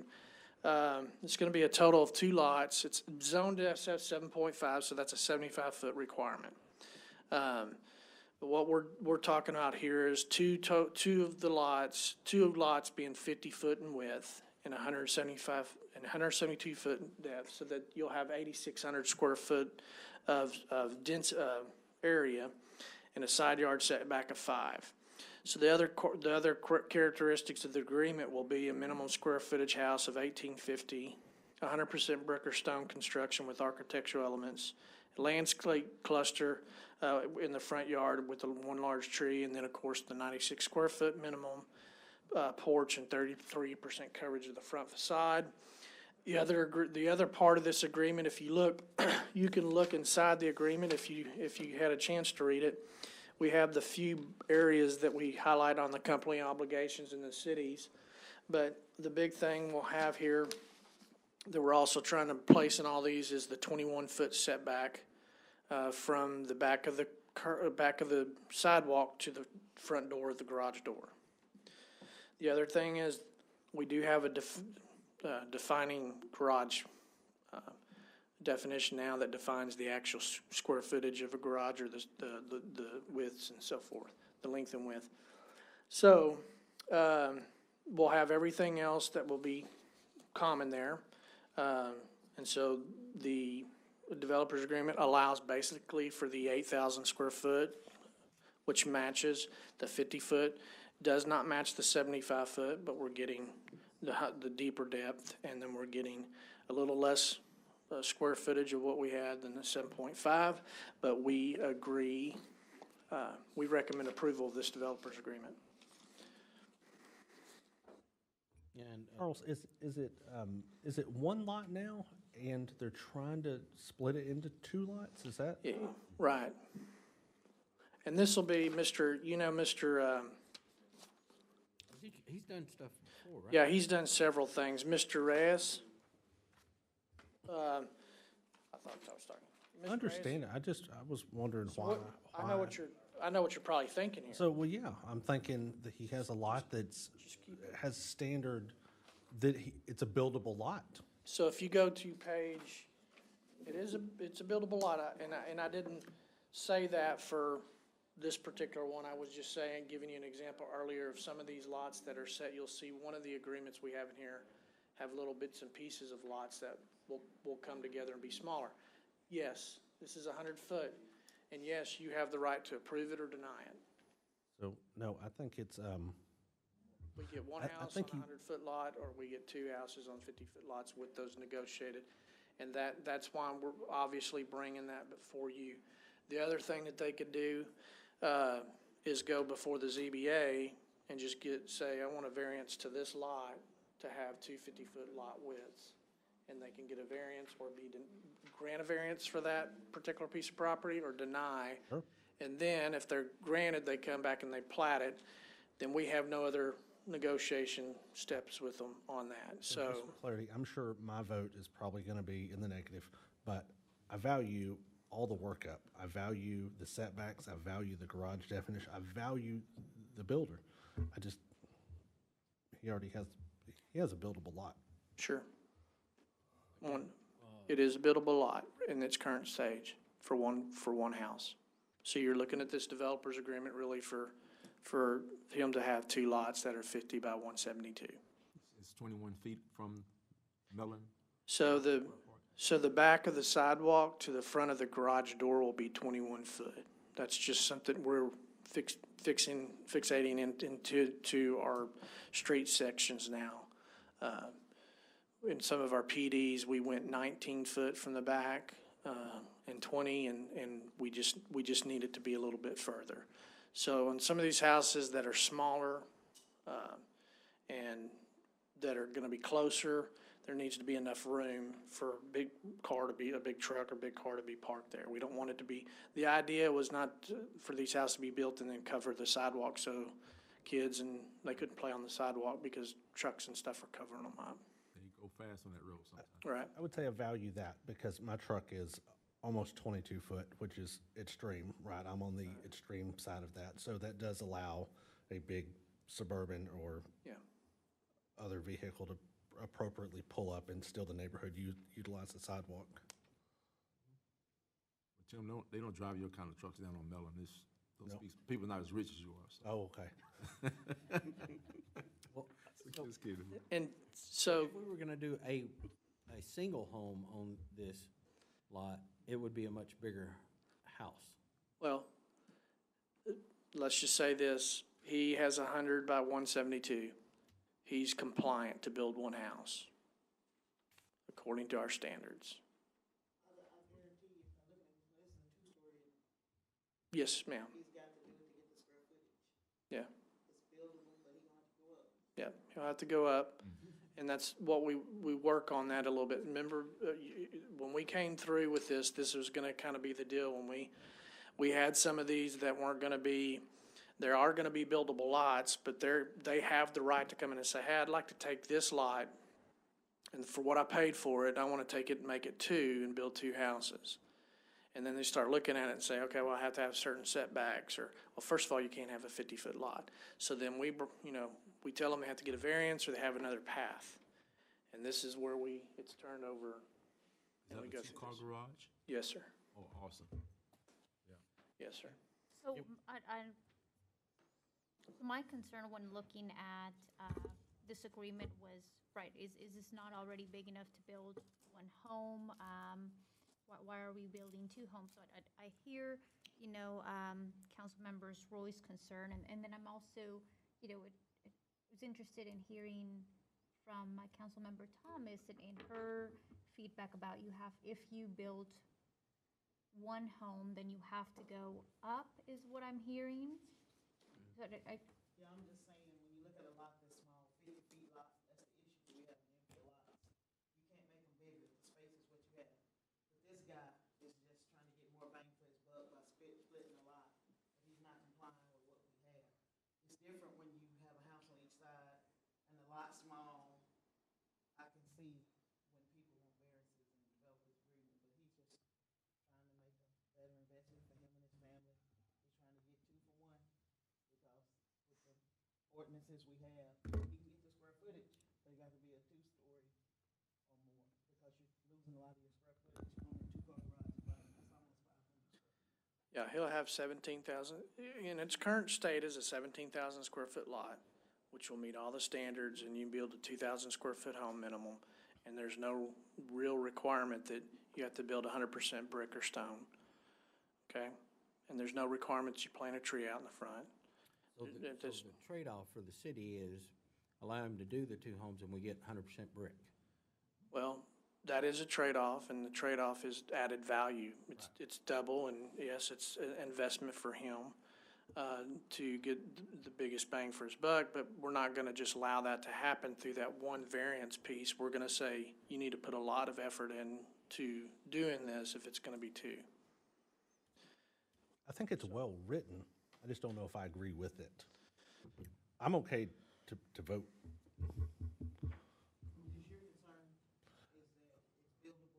My concern is it is buildable. My concern is not with Finner's piece. I think Finner delivered what the city needs to deliver. I think even the scope of the project says you can get more taxable value on that street. It's all written well. My only problem is I hate it when stuff comes forward and it's already a buildable lot. It's buildable. I understand. If you ask me for a variance and your lot is 57 foot and you need some variances, man, I need to work with you all day long because I don't need that lot sitting open. So that just comes down to council preference. Absolutely. It's really what you wanna, this is what we talked about, part of these developers agreements that would happen.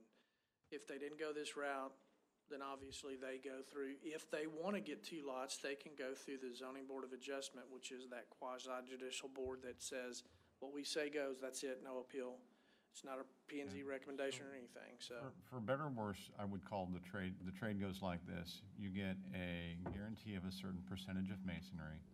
You get a slightly better tree. you get a slightly better distance between sidewalk and front of the garage. And in trade for that, you get those guarantees and you're trading, building two houses instead of building one house. And it's essentially the decision you make there. And it's completely a council discretionary topic. No, so, but we have until next week. We'll actually see it. Right, you're just, Come back, like, if this is voted down, we go through variance, he gets it, great. But can this ever come back again as another agreement, or this is? right, this is not like a zoning case where we're changing things. These are developers agreements they're creating the entitlements on the property. So if he goes to the ZBA and gets rejected on a variance, which by the rules, it's not a hardship. He has a buildable lot, so it should be turned down. Then he could have the right to come back here. Unless the ZBA, I can't control them, but if they decide, well, we'd rather see two houses and give him a 50-foot, then he can go plat it. He doesn't come back here, he goes and plats it with the 50-foot lot, so. And maybe I could help fill in here a little bit also and say, okay, this is the discuss it time. It wouldn't come back until May the 3rd anyway.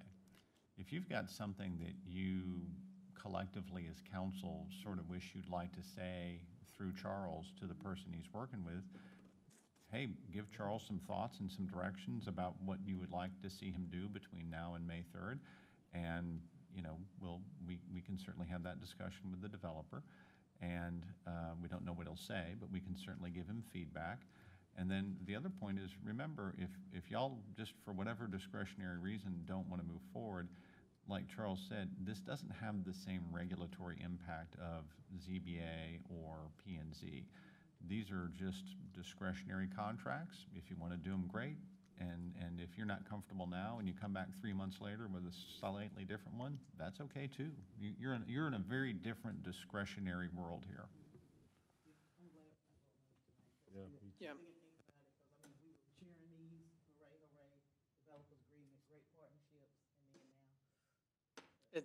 I get it. Anybody else? So it's not gonna be easy night, because we have a few more of these. Well, if you could just preface with what we, Our next item on the agenda, discuss development agreement for the 281 South Park Partnership. Okay, yes, sir, this is a little bit different. And what you're gonna have, if you would go to, yeah, you can go to that right there. The difference here is these are kind of smaller lots, and so this is the way to really go, and if you can create this is the way to go. It's a different situation because some of these infill lots are 30 foot and 25 foot, and when you combine them, they may not make the 50, 60 or 70, but they'll make something. So what you have here is the property at 281 South Park, total of one lot. It's just gonna be a 60-foot width, okay? And it's gonna be replatting those pieces there. It's gonna be 117 foot deep, and it's gonna be almost 7,000 square foot. Same thing, close to, it's gonna be 1,750 square foot, 100% brick, and the same garage setback standards that we had earlier. Now, if you go back and see the difference here, is we really get into a fine line when we're starting to deal with lots that are in their current stage to say you can't build on it. You can't tell somebody they don't have a buildable lot. You have to be careful with that. Now, you can tell them, well, you can build on that, but you're gonna have to meet all the setbacks. Well, in some of these lots where they're 25 foot, if you look on that page 94, these are 25-foot lots, and then there's a little 10-foot piece there. And so what that's going to do is just turn into one lot. This really should be a simple, yes, so this should be, for one house. Okay? Yep. That was easy. See, different, but. there was Different right? circumstances, There was right? different circumstance, Yeah. right? It's objective, but this is the right thing I want to see, right? This is, hey, let's combine a whole bunch of stuff that doesn't equal anything today, and let's make it something nice. And there's a nice residential lot. I get it. Next on the item, on the agenda is discuss development agreement for the Greenwood Partnership. Amira, you want to do this one? Mayor, council, so let's look at the lot, let's look at where we're at here. A lot of these conditions are basically the same. Okay, this one has added conditions because you're gonna look at it real quick here, and you're gonna see, the lots here, 40 foot, 144 foot in width, and 149 foot width, okay? With 149 foot depth, so there's a lot of depth on these, and then you get a 7,000 square foot on lot 20, on 21, and then lot 22 would be 7,500 square foot. So you're gonna get some square footage out of these lots. You're gonna have some deep backyards. Once again, you're running into the thing of the 44 foot and the 49 foot. So what we did, and this is Mr. Reyes too, okay? Mr. Reyes is going, man, I'm so sorry. That other one was Reyes. This is Cisneros, okay? Come on up, Elmira. Ma'am. Come on, Amar. Okay, I am sorry. So, thank you, Elmira. 1,700 square foot, 100% brick and stone with architectural elements. Now, this is being on the corner 34. We're going to allow for a 7-foot setback, 10 side yard setback along Highway 34. On the lot 22, we're going to make them build a landscape along the fence, but we're going to make them build a combination wrought iron and some kind of nice decorative fence to show the visibility separation with some extra landscaping. Another large tree will be planted in the front. And remember what you're looking at here, and the big trade-off is going to be the 40 foot width on the front and the 41 foot and the 49 foot, excuse me. So that's where you're going to be at 7.5, so that's a 75 foot minimum. You'll have that with one lot. So it is buildable, like it is. So yeah, it's the same scenario as the first, Yes. okay? On the first one, they were putting 2 homes. They would do 2 homes here too. Trying to do on this one as well? Yes, sir. And it's a different applicant. Different applicant. Yeah, I messed that up. I'm And that sorry. was, my concern with this property, that it's on, while it's on the corner, I certainly Yeah.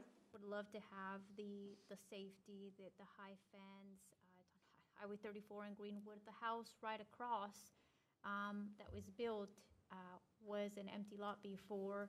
That house now has a fence, a high 8-foot fence, and it's a brick house. It's just a bit slight.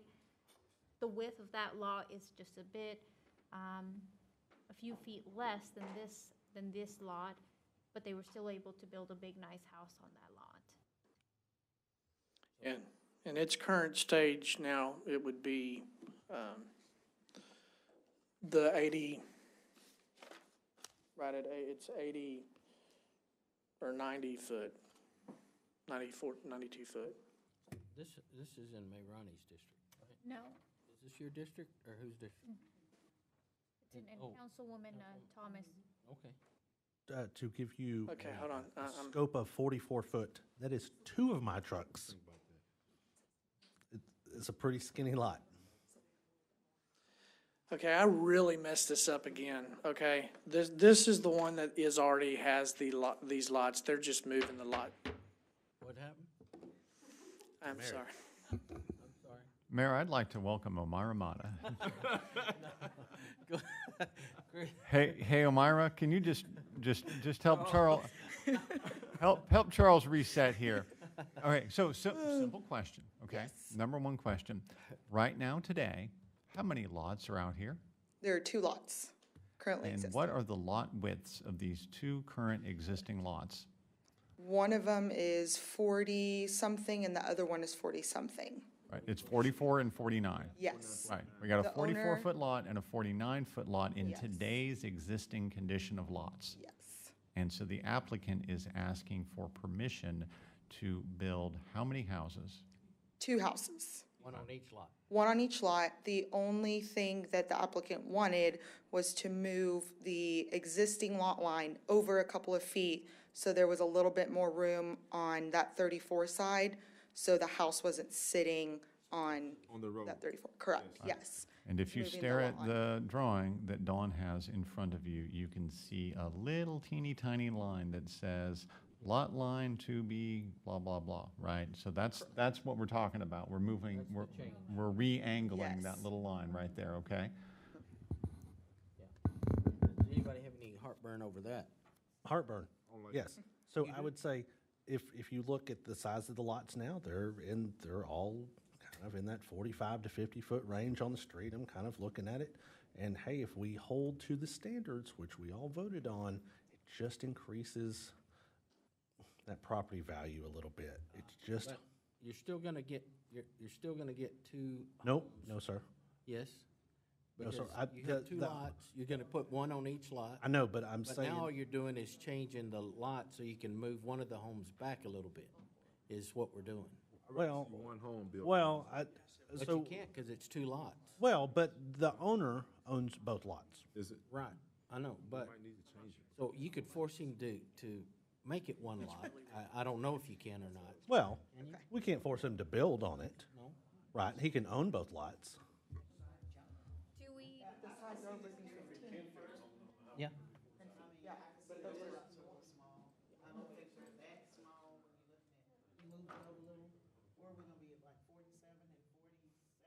Let me tell you exactly. You think about 50?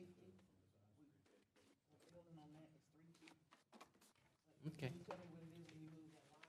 I mean, this is different than the first area. Yes. Currently, that corner lot that's on 34 in Greenwood, the lot width is 42.95. It's making it bigger. The one on the inside of it, in the middle, is 49.98 currently. So you have a 50-foot lot, and then you have a 43-foot lot. These are two-story homes? I am not sure. I wonder how much space is, or yard space and all that. And people parking out on the road and all that stuff. That's what I'm concerned about, you know? The setbacks from the garage would still be the same as all of our other ones, 21 foot. So there would be plenty of, with a 2-car garage, yes, sir. They are 146 in depth. So Charles, did you speak, did you? Are you allowed? Charles, so, can I just some clarity for council here? The owner came in, the owner said, hey, they had this goal. Were they content to kind of work with staff about what the needs were and what we were seeing as issues out in the community here? I mean, is this somebody who came in and pounded the table and said, I demand, or is this somebody who came in and said, hey, I can work with you, and what do you need? I mean, what kind of relationship do we have with this developer? So the biggest thing here was getting the lot closest to the road bigger, so moving that lot line over. That's all this is about. It wasn't the one lot, like I said. I messed that up. So it's just moving that lot over to give it more footage, and so that lot on the corner is gonna actually be 49 foot. They wanted more because Okay, there's so a that, bigger let's setback pause on it. there. So then, I think one of council's issues is the visualization of this. Is this builder close enough in their work that, like the other ones here, they could actually provide a site plan about how the house will be laid out and fit on the lot, so council can see that a little bit better between now and when it's voted on? Because I think this one doesn't have site plan associated with it. I don't currently have one, but I'm sure I can get one from them. But at the very least, maybe it would help council if you had site plans, so you could see, well, what are they doing with the driveway, where, you know, how long is it, that sort of thing. I mean, the visual element helps so much, so. So for the mayor's position, I want to support the council members whose district this is going in. If you're comfortable with it, then I think I could be supportive of it, and I think probably your fellow council members would too. But if you don't, then, you know, we need to know about it now if we need to change something, so. Okay. All right. Thank you. Thank you. Okay. Sorry, Mayor, I good. No, no, you're apologize. No, you know what? This is what our job and duty is to discuss and understand and make sure we're making right decisions. Our next item on the agenda is discuss and consider Terrell Animal Control Vet Contract. We have our chief, Ken McCune.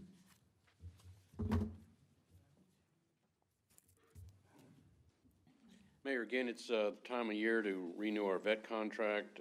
We put out proposals for bids. We only received one, and that bid was from our current veterinary contractor. We've been very pleased with the operation that they do. They've raised their prices a very minimum, maybe $10 or $5 here and there. Quality of service is good, and we'd like to recommend that we go ahead and renew the contract. We were briefed on this council last week. I don't think there's a problem or an issue with it. Do you want to discuss, or can we have a motion? Is there a motion on item 10.1? I move to approve the Terrell Animal Control Vet Contract as presented. I have a motion from Mayor Ronnie Velazquez, Mayor Pro Tem District 3. Is there a second? Second. I have a second from Grady Simpson, District 2. Is there any further discussion? Hearing none, all those in favor, let it be known by stating aye. Aye. Any opposed?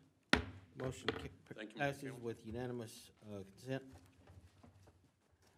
Next item on the agenda is 10.2, discuss and consider a replat of Crossroads at Terrell Phase 1B, Lot 1R, Block 8 being 10.191 acres out of the John C. Hale Survey, abstract number 202, City of Terrell, Kaufman County, Texas.